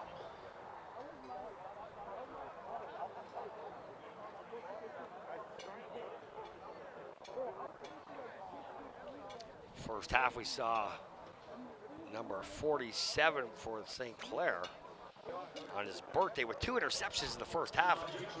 Najim. Yeah, so they are saying number 41 isn't the indication from St. Clair with objectionable conduct. Could have been some sort of taunt, just some talking going on here. So that is Carl Bird with that. So now they're going to get the ball at the 21-yard line or so. First and 10, Hurricanes. Okay, Sam's pass is complete with the reception for the Hurricanes, number 3, Zach Pereira. Yeah, a little bit of a bubble screen here. Just get the guys up there. You'd like to see maybe the number 2 receiver get a block on the halfback, but he just ran past him. And you see the half is able to come back in and make the tackle, but not until they picked up the first down. Nope, Oh, second and sorry. 1. Second and 1, yeah. 9 yards in the air. Brings up second down and 1, Hurricanes. From their own 31-yard line. Sams looks right, forced out of bounds. Not out of bounds, forced backwards. Sacked down by number 47. That's Ian Curtis. Yeah, another second and 1 with no real threat to run the ball. We saw that just before the half, and now you see that here.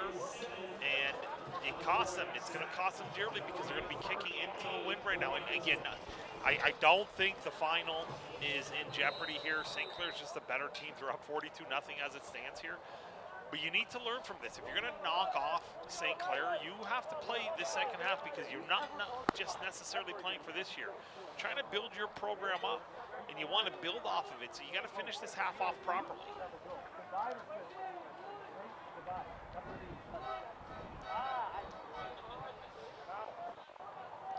Short kick. Fielded at the 52-yard line. Penalty flag on the play. That's number 43, Charles Phillip Romanold. Yeah, we're going to have a no yards. And it was the bouncing around type, but you can see already even on the special teams unit, you have a couple changes, some different personnel even on the return squads. So you'll get some other people there. Now, that being said, running sideways, they see their teammates do it with some success. Pick up what you can. Move forward, get your 7 to 10 yards if you possibly can. They're going to go back to where he was initially touching the ball and get the 5 yards. So they'll be at around the 45-yard line of the Hurricanes after the penalty is walked off. The wind is picking up here in the stadium. First down and 10, Saints. Ball spotted on the 46-yard line of the Hurricanes. Number 83, Dominic McKeesey in motion. Connects drop back, screen up the middle to number 2, MJ Marshall Doyle. 20 tackled down at the 15-yard line. Gain of 31 in the air. Result of the play, Saints, first down. A little middle screen here, something, a new little wrinkle. You let everyone through, and then you get your linemen down the field here. And you definitely got a couple linemen in. One of your big linemen just got pushed in the back, down the field, but nonetheless, MJ Doyle Marshall makes a nice play and gets a big chunk yardage. There's another huge tackle by number 38, Malachi Nels.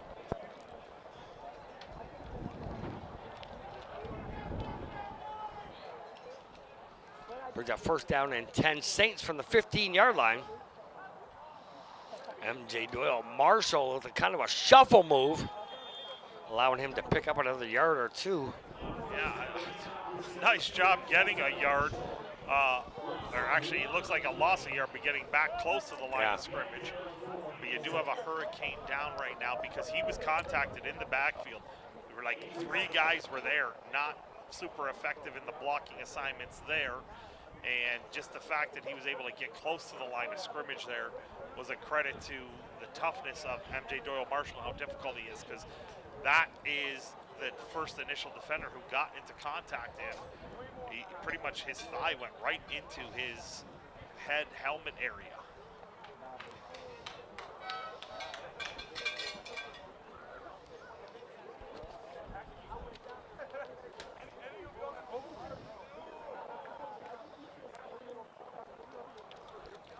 I guess while we got a short break in the action, it's my understanding that the All-Star, the lineman of the year, number 51, Thomas Ta'avili, his family's watching. And we got a little player profile there. He's from the American Samoa. He is the lineman of the year. He is the first team All-Star. He's probably going to be a All-Canadian. Pancake blocks, yes, a lot. He is so balanced.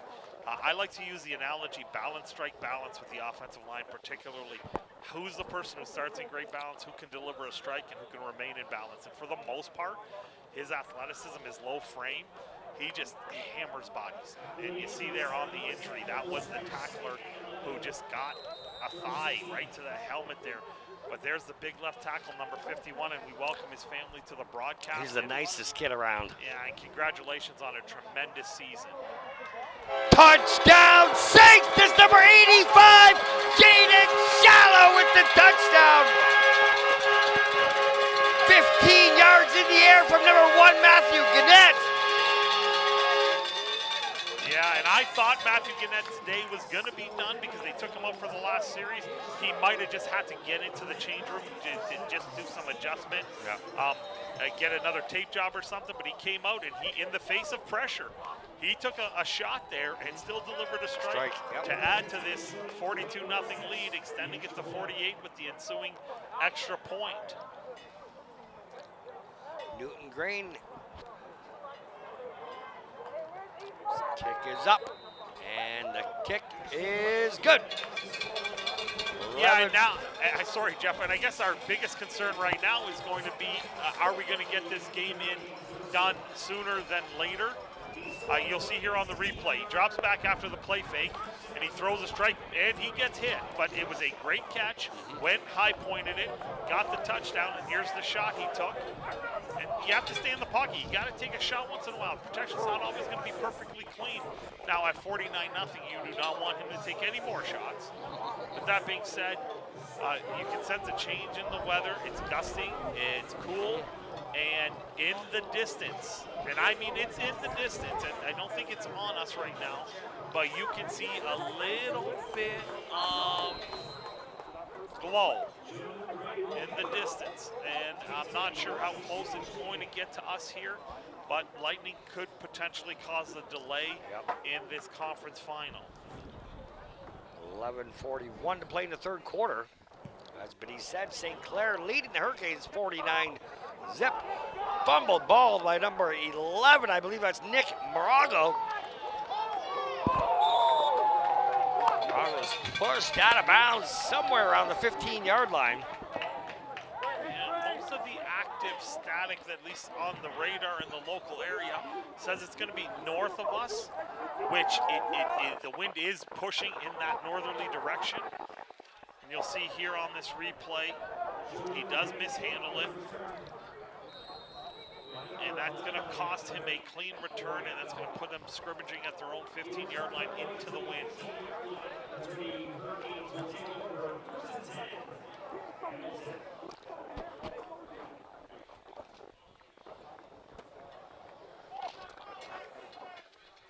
The Hurricanes have 3 receivers to the right, 3 to the left. Quick screen. Sam's pass is complete to number 3, Zach Perella. Not much room to go.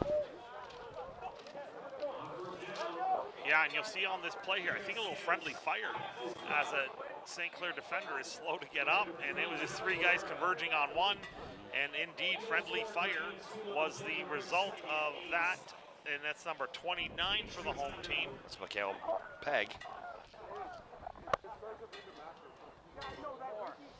Still on the turf with the Saints.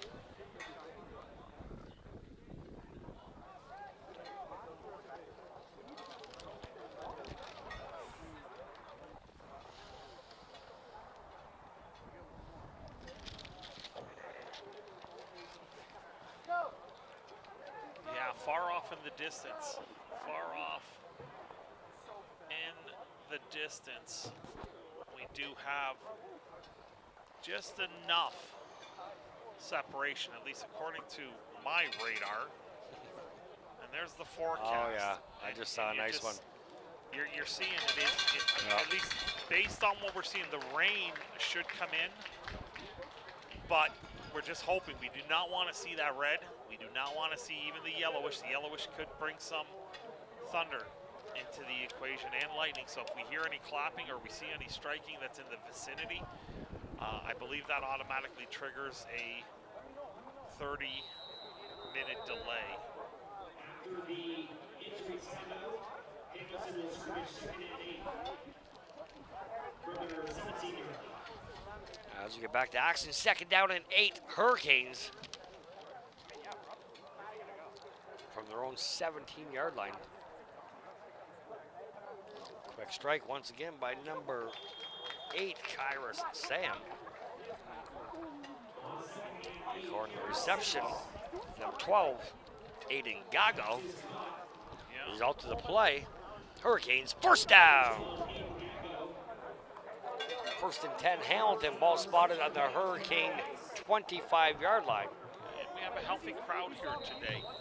Despite the cooler temperatures, everyone came out full force. It is the last game of the season here. Regardless of this outcome, we know St. Clair will have to travel to Okanagan, to the Okanagan Valley, and play the Sun. That being said, should they win, then they would move on to the national final. The winner of that game goes to, I believe, Regina, Saskatoon, Winnipeg, and I'm not sure who the 4th combatant is. It could be Calgary. I'm not sure. I'd have to take a look at that. But nonetheless, Regina and Saskatoon look like they're on a crash course for another final out in the Prairie Conference. 1st down and 10, Hurricanes.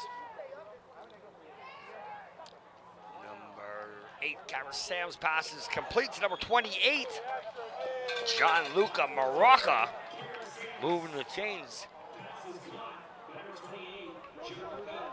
Yeah, and we got a little bit of shoving going on at the end of the play. There's a flag. I don't think it was a hold or anything like that. It might have been a roughing the passer late, but nonetheless, there was some rough housing between a couple players, an offensive lineman and a defensive lineman. I did not see a secondary flag.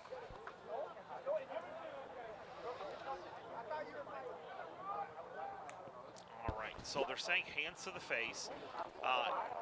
It obviously must have been one of the defensive linemen who got his hands underneath the face mask of one of the offensive linemen and drove him into the backfield. So that is a major foul. They'll move up to 15 on that.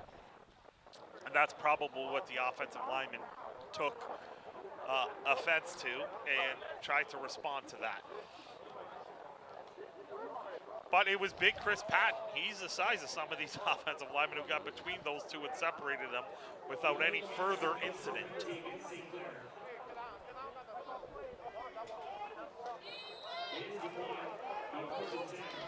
After the position of play, 1st down and 10, Hurricanes from their own 38-yard line.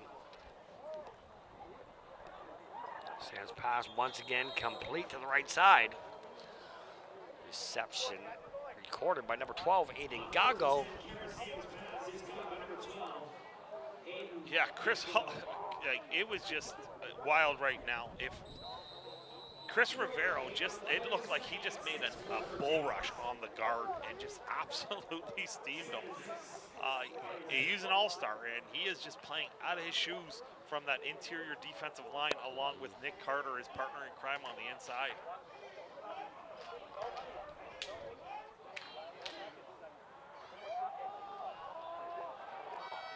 Sam's pass is incomplete. On the covers, number 4, Tylen Davis. Yeah, that's good coverage. Pass was intended for number 27, Devin Kwame. Brings up 3rd down, 6. Yeah, nice coverage there. 3rd down and 6. No surprise the offense is staying on.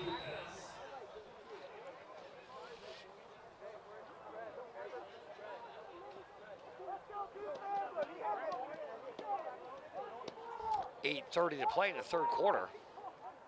Saints leading the Hurricanes by a score of 49-zip. Kyra Sam line up behind center for the Hurricanes. Penalty flag thrown on the play. Sams tucks the ball himself. Cuts back inside. Tackled down by number 16 of the Saints. That's D'Angelo Holdis. Yeah, it's going to depend on the spot here. If he got the first Close. down, they'll take the penalty. It was a hold. You got somebody tackled. At least that's what it looked like from my vantage point. And then he might have gotten the first down, There's but a hold if right you there. do have it, yeah. There was a couple in there, but the flag came out right away at the top of the screen. You see a defender, number 16, go down. He got lassoed down. Oh, they called a high-low. So maybe that's why he went down. You got a chop block there. Now the question mark is, if he got the first down, then they're going to have to accept the penalty as it stood. If he was short of the first down, they could have added it on, and then they would have been set up in even more prime real estate. But he did get the first down, which is why they're going to have to replay the down after they back up 15 yards.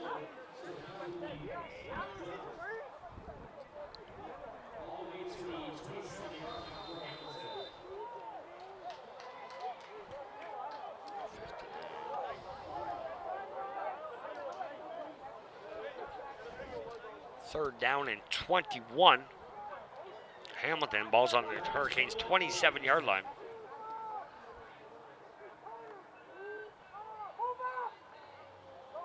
Looks like they're backing up into the safety. Indeed, that's what they elect to do. Safety, 2 points for the Saints. Yeah, there was no way the ball was going to get all the way to the Saints' 35-yard line, so you might as well give up the 2 points. You don't want to give up the 50 burger, but it's up there now at 51-0, and at least I don't mind that. That's coach saying we're still playing the way we're supposed to play. We're not going to force the issue. Let's go back out with our defense. Let's see if we can get a stop here. Let's see if we can get some points, take something out of this going into the offseason. No one expected, based on what happened last year, no one expected Hamilton to be in this final. So, Coach Emo and his staff and his players did what they had to do. They won games. They went on the road and won games. They earned their spot in this final on a overtime win over London last week. That's number 2, MJ Doyle Marshall. Down the track. Result of the play, first down. Yeah, number 17 is in, back at quarterback, Obilovich.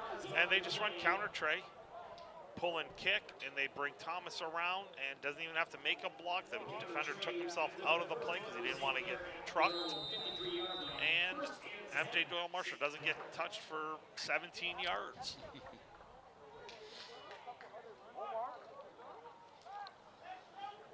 First down and 10. Ball spotted on the 53-yard line. And MJ is a 3-time All-Star at the running back position. Congratulations to him. Shows, once again, handoff to number 2, MJ Doyle Marshall, making his way around the seam. Penalty flags, multiple flags on the play. Yeah, you're going to get a hold. It might have been Keani Elliott there at the top of the screen. There was a mesh problem, a little bit of a high snap, so it delayed it, and then the timing just bounced everything wide, and you'll just see at the top right there, Keani grabbed him. That is indeed a hold. I saw it live, and you'll see it here in the replay. He's just standing there, and as MJ Doyle Marshall goes around the outside, that block sprung him to the edge. They're going to back up, and it's going to be 1st and 20. Doyle Marshall jogging off the field. Yeah, I suspect maybe his day is done. You're going to probably switch out a couple of the offensive linemen soon enough. Because at this point in time, none of these stats collectively matter. The only stat that matters is a 1-point victory. Yep. And the health of your players going into the national semifinal. Number 22, Peyton Harris, in the backfield Harris, the ball carrier on the play. Not much room to run. Great tackle come from number 29, Anthony Rodriguez.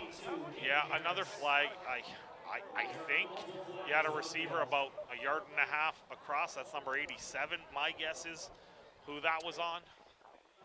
It's Matthew Herrera, number 87 for the Saints. Yeah, I saw it. They saw it. The replay saw it. So guilty as charged. Back up 5, first and 25. Oh, second and 25. Actually, they could take the result of the play and decline it. Yeah, that makes more sense. And it'll bring up second down and 18.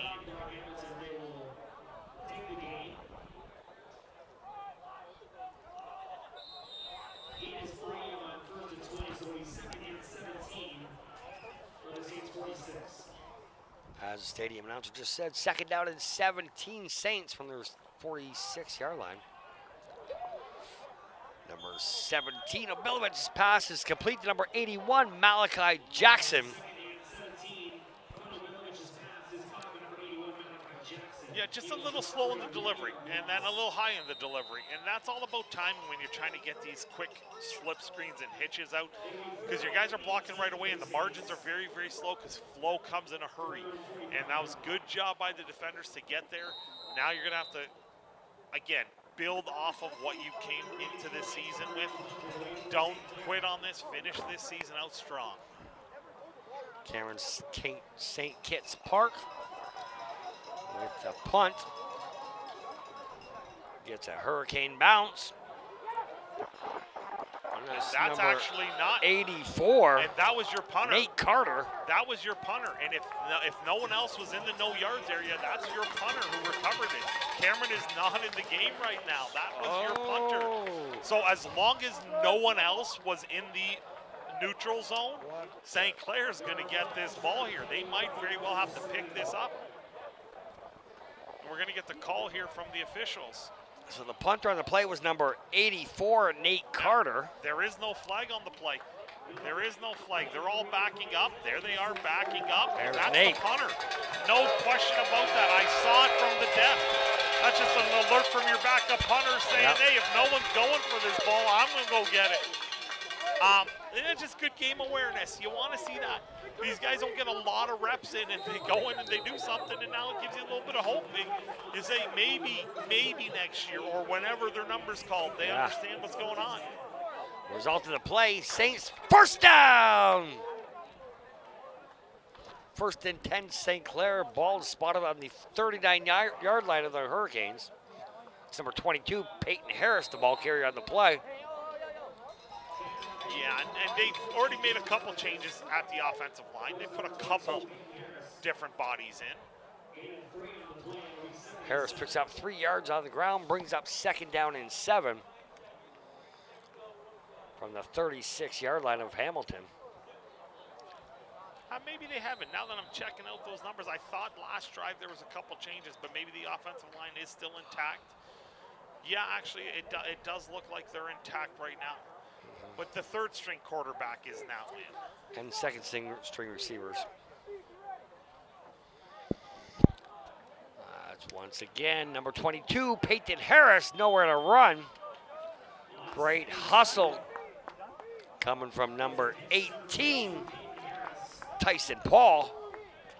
Okay, so the special teams got them down the field, so now they're going to be in a position where maybe they can try a long field goal.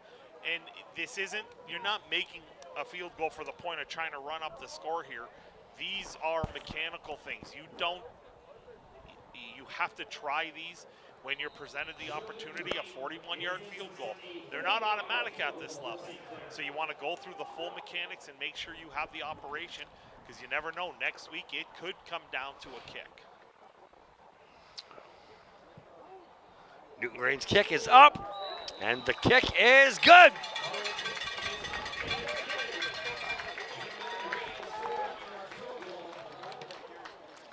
With 3:47 to play in the third quarter, St. Clair Saints 54, Hamilton Hurricanes yet to get on the scoreboard. So, good snap, good hold, plenty of leg on the kick. Again, probably good from 50 yards. But you need those. Those are so important. It hasn't been that vital this season for St. Clair, but we know how good St. Clair has been the last 3 years now. But we also know last year in the national championship game, it was closely contested until about 6 minutes left in the game when they finally got that separation. Now you're going back. Okanagan wants blood. They're going to be ready. There's no doubt in my mind the Okanagan Sun will be ready to host the St. Clair Saints. That being said, it could come down to a field goal. First down and 10. Hurricanes starting this drive from their own 35-yard line. Sam's pass is complete to number 28. That's Gianluca Maraca with the reception. On the tackle, number 11, Nathaniel Tikowicz. Yeah, and good read right away. He got right on him. It was a catch and no yards after. 4, maybe 5 yards on the reception. They recorded that as 4, so second down and 6. Ball's now spotted on Hurricanes' 39-yard line. 2:55 to play in the third quarter. Sam's looking to the right.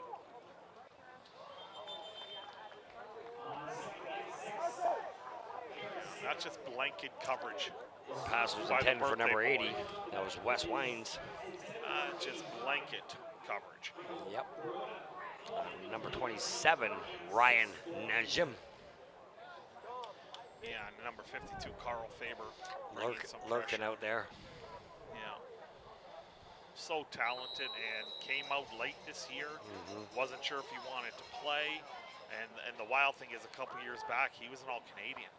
Like, you're looking at a guy who, like, we might say is their third best defensive lineman this year, maybe their fourth. Who knows? And it just, that's how deep they are.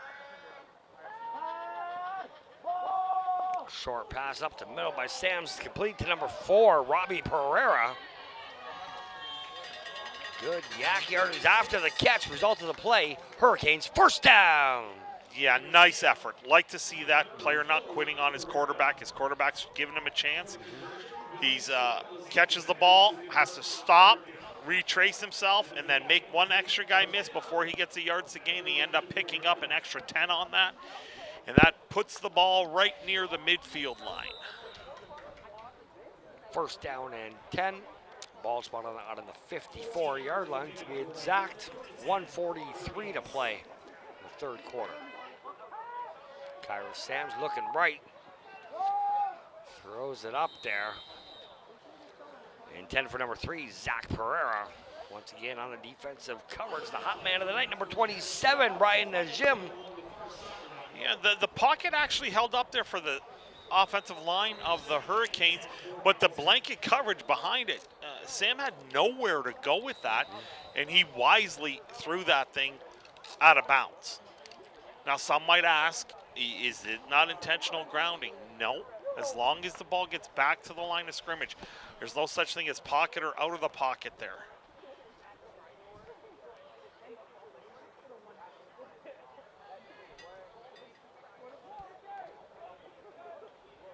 Official is going to speak with the coach from Hamilton. Well, we're on the clock right now, and he's just looking at his time. So I think we're in a delay. I think that's he's officially looking at what time it is, and they're going to say we are in a 30-minute delay right now because maybe the static got just a fraction too close.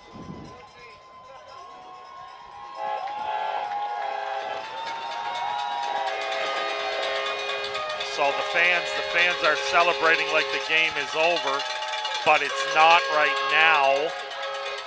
You might hear some static in the background, some noise, some horns, some things like that, but I'm assuming the PA announcer's probably going to have to say to people, you have to take shelter, because if the players have to go in,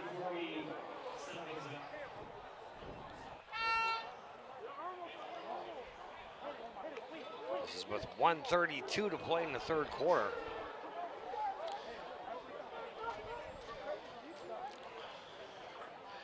now I don't know. I know the OFC president is here, and I just don't know if you can even have that conversation and say we just call it as it stands right now. We obviously know the outcome is is done, but you technically have to go through your mechanics of we have to have the stoppage. And the stadium announcer just announced it to the stadium. To a sigh of, oh. Yeah, it's a 30-minute lightning delay. We knew it was coming.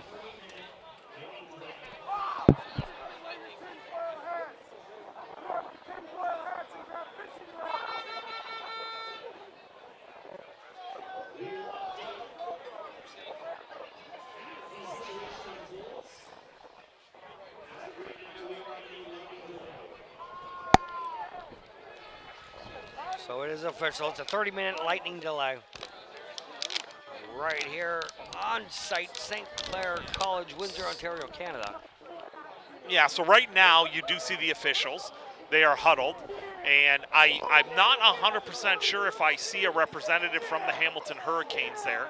But I do see Coach LaChance. I do see the officials. I do see the OFC president out on the field. And I don't know if they're going to talk to them about this. For some reason, it looks like Coach Emo on the other side is a little amped, and I'm not 100% sure. Coach LaChance looks befuddled. Yeah, he's mad. He's saying he's mad at me. I don't know what he's saying. So Coach LaChance is now, I don't know what to make out of it. I'm just trying to piece this together here.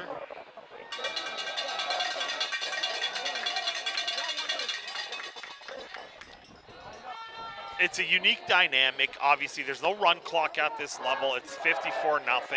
We know the outcome is not in jeopardy here. But it looks like Coach Emo from Hamilton is just upset about something. And he's fired. But if we're in a lightning delay, you got to leave. The players can't be sitting in there. You've called it. You got to vacate.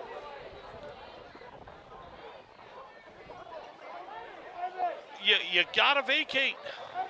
And I don't know what he's worried about and what the animation is in the middle of the field. I can see it plain as day. He seems very agitated. Yes, for lack of a better word. And the president is there trying to, and that's my old teammate. I played football with Darren back under the shield of AKO. And there's a flag now. So now he's getting flagged because he's probably being somewhat belligerent or something, and he's like, I'm done, and I don't know what he's saying about it and why he's so upset about it. I'm befuddled. This looks so benign, so passive in that they're calling a weather delay, which the officials have to. Yeah.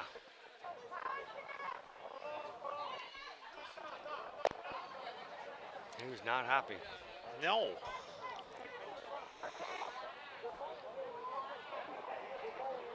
Now Coach McCurdy and Coach Dorn are going out there because we're not sure what's going on, and he's pointing fingers at Alex Jemmy about something. He's obviously not happy with something from an officiating standpoint. And the only people who aren't on midfield right now is Coach LaChance. Coach Morency, the two most veteran coaches on this staff here, just sitting there talking as we zoom in. That was sick. Hump, play. Man. He keeps pointing his finger. He keeps barking at them. He keeps saying something to them. And everyone just go back to your room.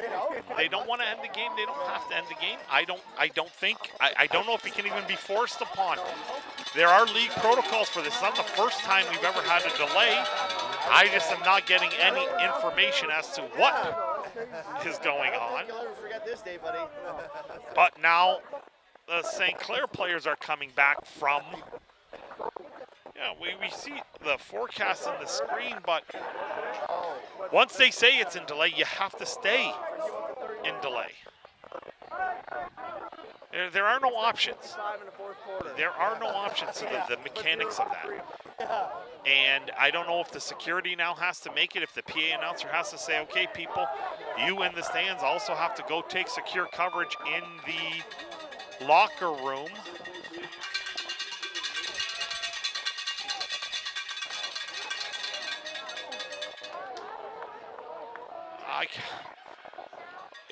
I don't know what to say.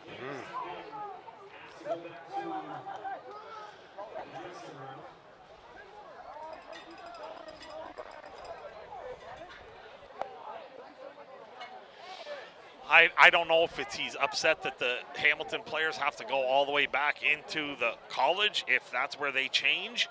I don't know what and where and what the issue is. That's a good possibility. I saw him pointing like, oh, we got to go all the way. Their room is right here. But that's it. This is where you have it. I mean, I know back in the day when I coached, sometimes we were in a small little shed. It is what it is. Yep. And I'm looking at I'm looking at Darren Kiketto, and he's just out there, and he's puzzled, yet the Hamilton players haven't moved.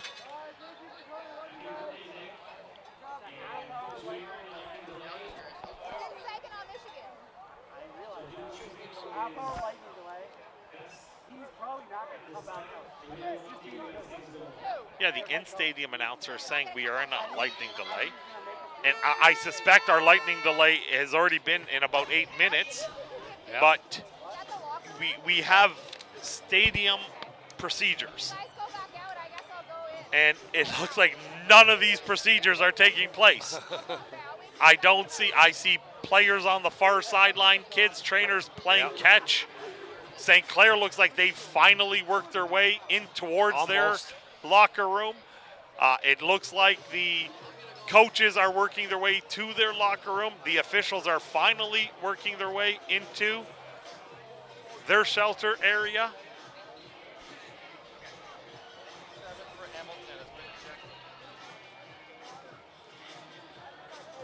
And we just got word that a player from Hamilton, number 27, was ejected. He's had a steady game too. Yeah, Number and you know what it is? Devin Kwame. My guess is he got ejected, but not for anything from like a violent standpoint. He's objectionable conduct. Those are rules that carry forward. If you get two objectionable conducts, that's potential for disqualification. So I'd have to get further clarification as to what, because I didn't see any altercations where there was a fist punch or a kick or anything like that.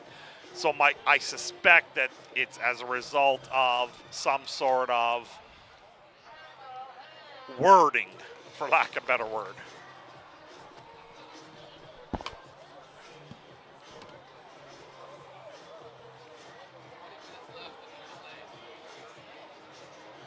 And as the field starts to clear, we're going to take a short break ourselves and hopefully be back within about 20 minutes with the St. Clair Saints up 54-0, well on their way to traveling to Okanagan next week for the national semifinal.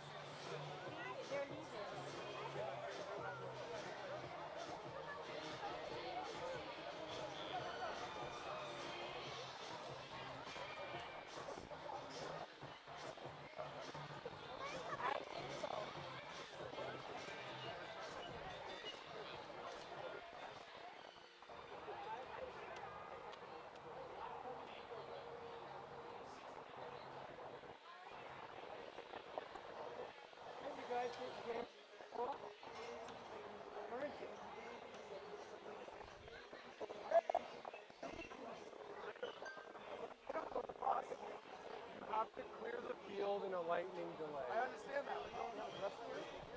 Yeah, Yeah, the dressing's in the pool. Soccer team's it.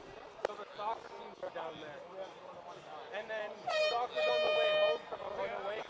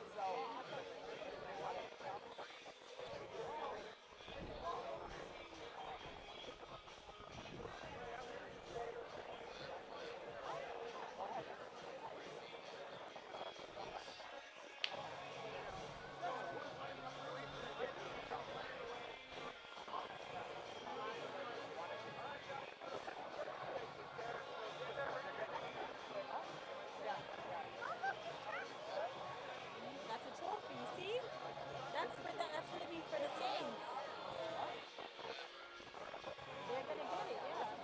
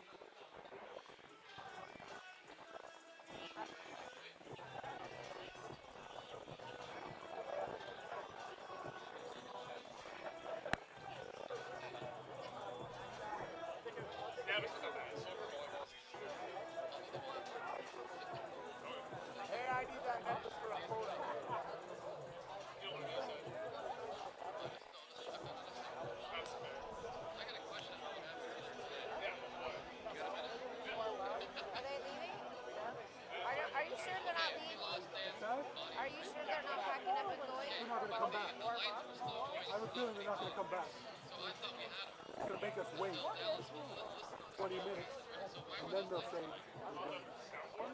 Because this seems like a little weird. I mean, they took all their jackets. They're taking their coolers. You might I know, they dumped the coolers. Yeah. No. I know. Because they want to make us wait, and then they're going to just leave. That's what I'm saying. They just wanted to lose the celebration. Because we said, before the game, we said, it's after the third, the game's official. If there's lightning, you can just call the You game. need to hold on to the trophy when you guys get They it. went out there, and he's like, no, we're going to waste the time. I don't think they're going to come back. This is like that should be penalized. That something should happen from that. Are you kidding me? You just walked off. Like that's unheard of. Supposed to go to the hospital. Their coolers. I think they said. I don't think they're coming back. We have to wait. No, final.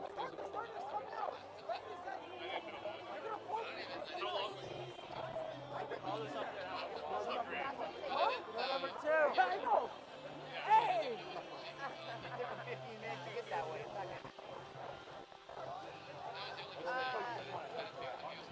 a little bizarre.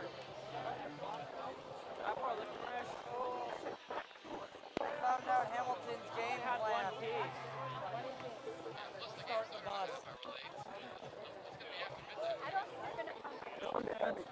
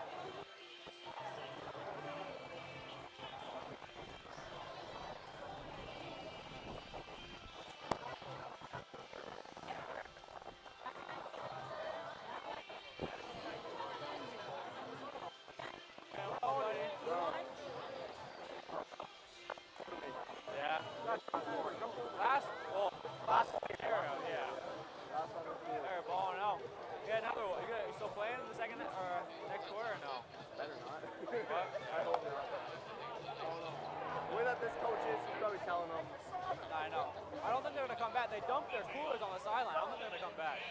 Yeah, I don't think. Why waste their time with 30 minutes? Because they want everyone to leave, so you guys have no crowd at the end. I know Hamilton's game plan. Yep. Start the boss. All their players were saying, like, we hate this coach. Like, Really? we'd be so much better if this coach is so never take. Is it their same coach? The same one they've been having. Yeah. I mean, they've been sucking, so makes sense. Yeah, you're not getting 55 points. I don't know.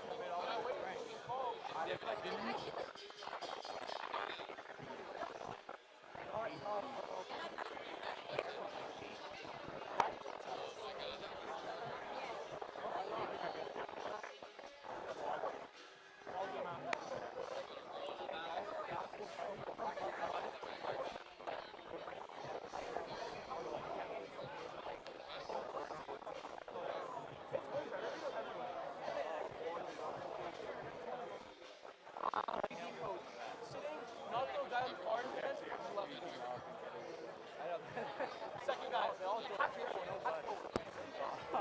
gotta sit right in front of the goal. Oh yeah? Okay, I'm sorry guys.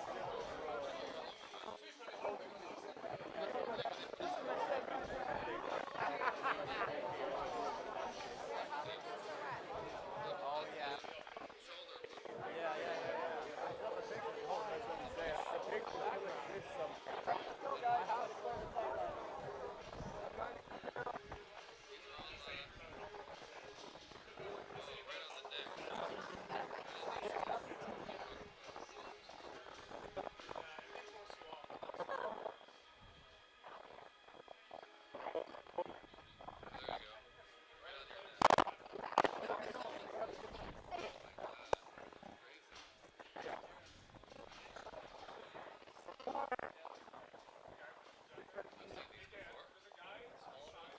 Very good work.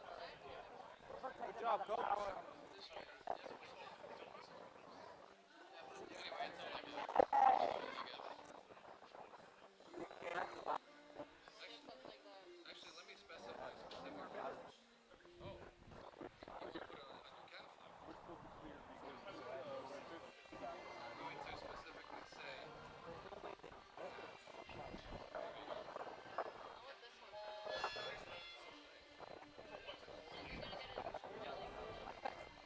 I heard a little.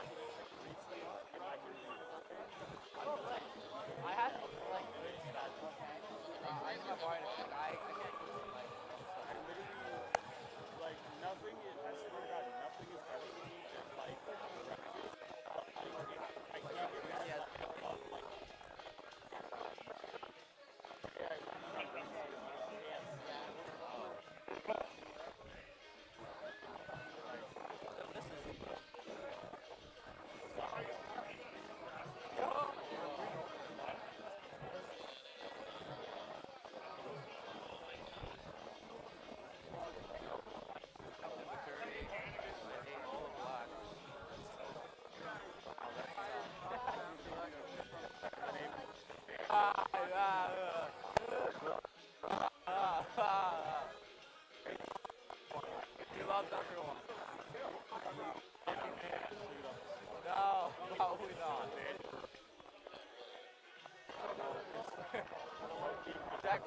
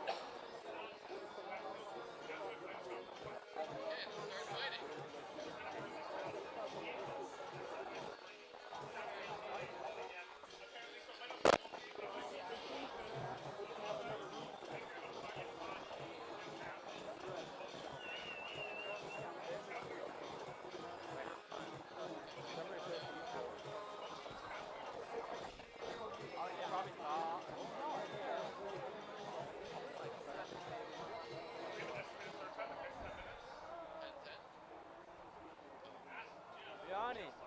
Nick. Still wearing my gloves? They still have my gloves? How are they still work?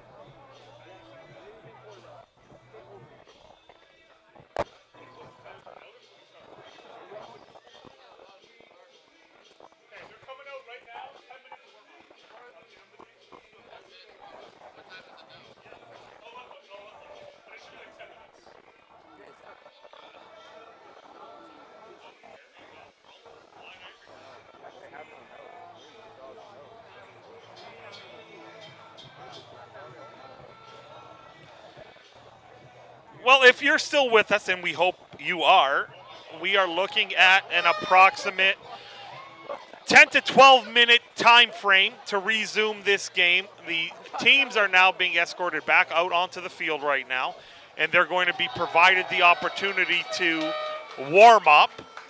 They're going to those are standard protocols, so the teams are going to get a chance to do some dynamic stretching and get themselves ready to play. And then I suspect we will see the resumption of play probably no later than around 10:15. And with the forecast looking like the static is gone, we might be lucky and avoid any rain for the remainder of the game, which is 16 minutes and 32 seconds left with the home team up 54-0. And just a refresher, just before the teams actually left, we did have an ejection from the Hamilton Hurricanes. Number 27 was ejected. It's my understanding it might have been objectionable conduct in nature, so he may have swore, may have said something at a referee, at an opponent, whatever the cause is. Usually the limit is 2, which would qualify you for disqualification. It looks like the head coach and assistant head coach, defensive coordinator, so Mike LaChance and Mike Morency are at midfield right now with Alex Jemmy and Chris Patton, and I'm assuming the Hamilton coaches will come and they'll just discuss what the protocol is moving forward and when the official resumption time is. So sit tight, sit with us, give us about 10 minutes, and Jeff and I will try to take you to the finish line here and get this game in the books and the winner off to Okanagan for next week.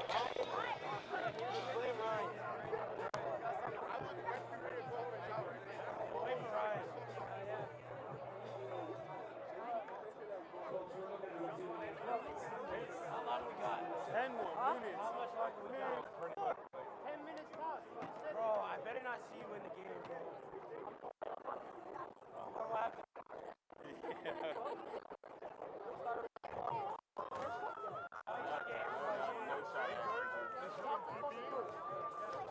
They might. Bro, you already got the championship on your back. Bro, give me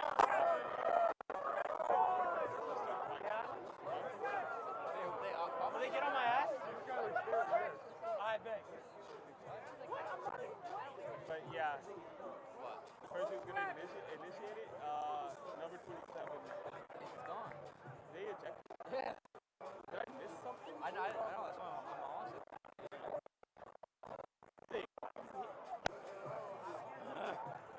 Vecchio! What the fuck happened to this guy? What happened, but one of them got ejected.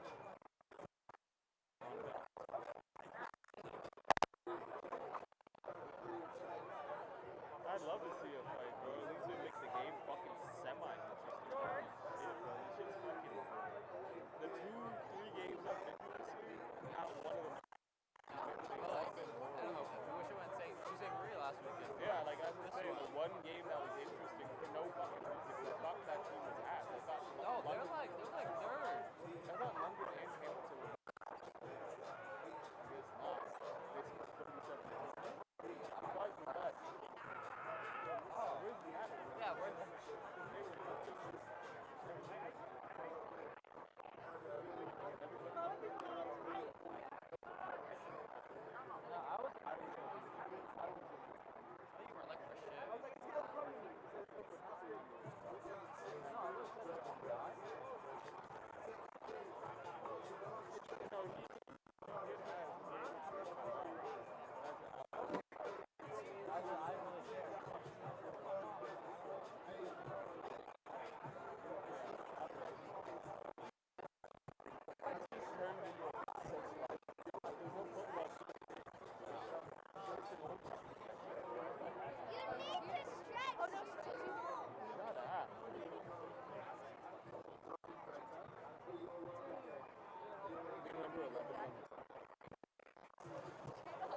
No, number 11's on the team. He's just injured. What? I was telling that number 11's on the team. He's just injured. Oh, yeah. He's one of the best thought receivers in the country. Is that you? Yeah, bro's nice. People underestimate him so small, but he's so fast. He's so agile. Yeah. He does everything the right way. He's a good team player, too. No one's currently talking to him, but he's a good team player. No. He's just hurt. Yeah. He doesn't want to distract anyone. Yeah, they're doing static stretching for a movement. Someone's got to. Whole fucking Boston. Obviously, they don't got a fucking. How was Bulk Bar? He had nothing to write home about. It is Bulk Bar. So many products. I don't know. No, real. Like, 3,000 products. It's bad. Bro, just go to the sour jumbo sour tea.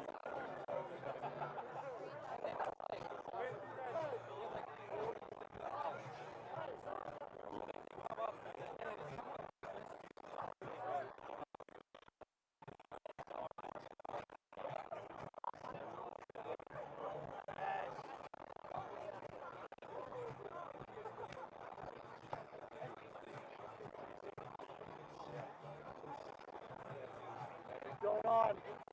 I gotta put it away.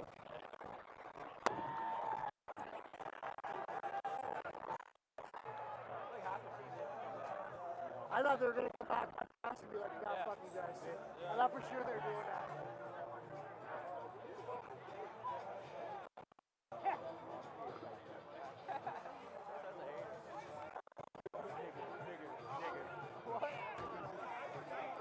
What?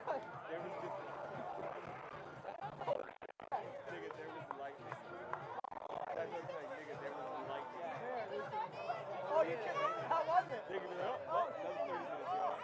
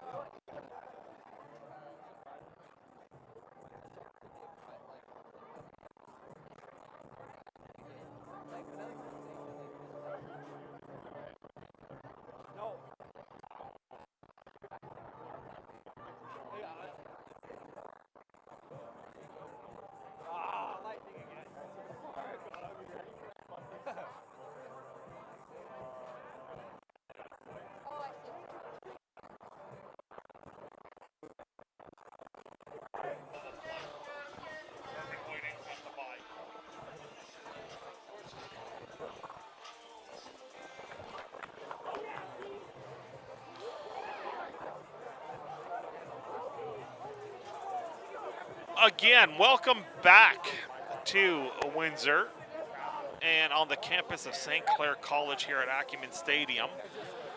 You're just seeing some highlights from earlier in the evening's broadcast of the St. Clair Saints getting several big plays, returns, catches, pitch passes. That one was called back on a penalty. You might have seen the flag in the screen there. But that being said, the teams have now been brought back. There has been a resumption of play. We have the sticks and chains set at 2nd and 10 with the ball at the 54-yard line. Now, my only question is, should there be an enforcement of a penalty? Because we were told of an ejection, so should be a walk-off that should be on the books. And there we got some more highlights into the screen here, but we are moments away from resuming action. I just clarified it was an ejection. And I just got word from the booth that there is no yardage on the disqualification. The ejection on the OCs are standing as an ejection, but not like a punch or a kick, which the disqualification would also carry a yardage penalty here.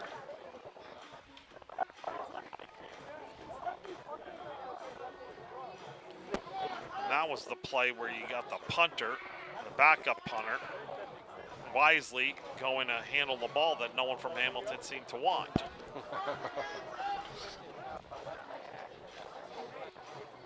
All right, there's a live look of the players on the field.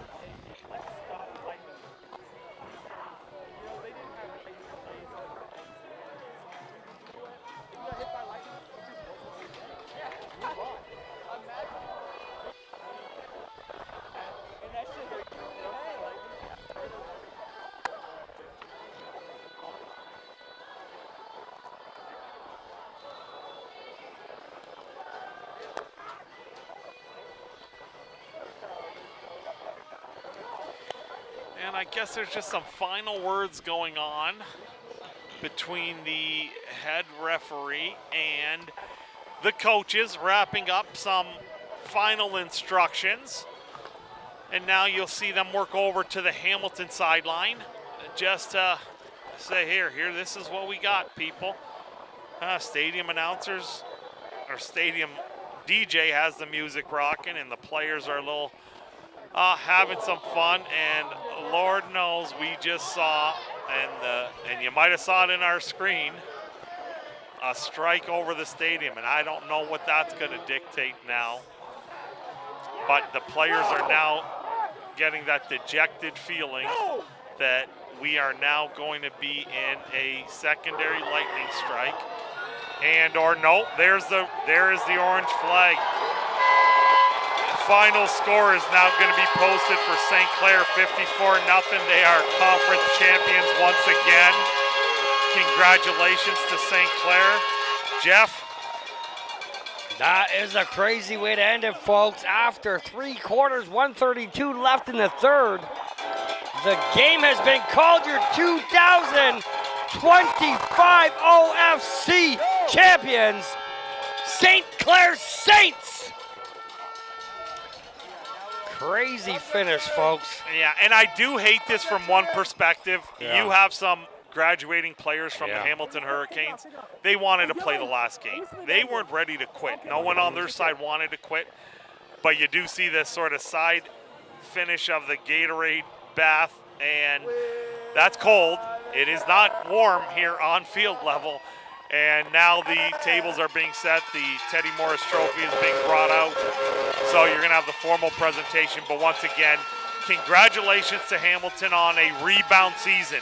To make it back here after last year, which was not a good year at all, to make it to the conference final, they're at least trending in the right direction. And we want to thank everyone for coming in. Jeff, I'll leave it with you for some final words. And we're just directing our attention at the game level as the Teddy Morris Trophy is awarded to the last team standing. Once again, the defending, undisputed, undefeated OFC champions.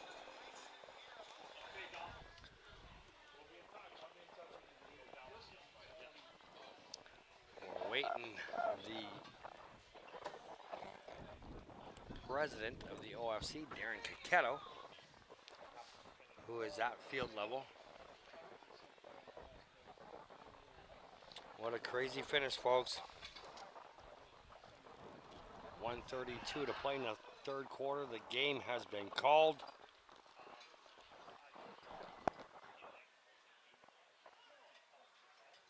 As you see the Gatorade being poured.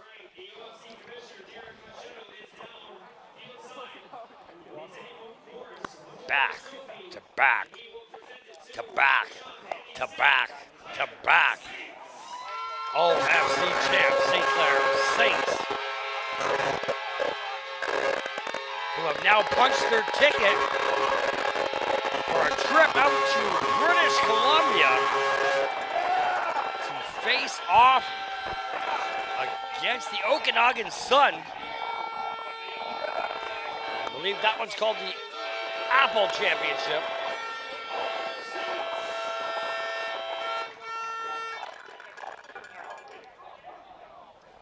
So the Saints now head out to Okanagan to face off against the Sun. That is in the second CJFL semifinal matchup. As Badia spoke earlier in the telecast.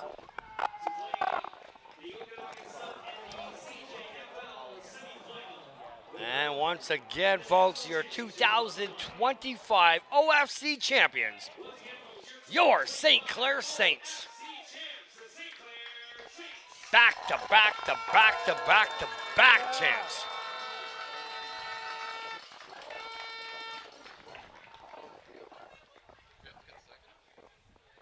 Five, back to back to back to back to back. Yeah. As Badia also spoke before he took off, this, give our hats out to the Hamilton Hurricanes organization and friends and family who have traveled down to 401.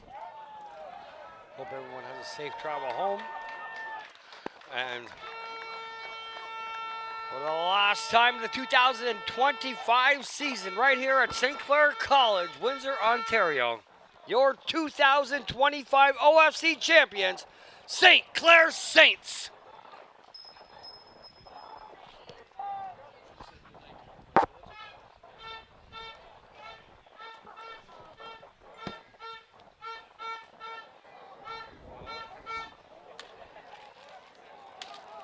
Fours? I thought it was 4-2, but I didn't want to argue.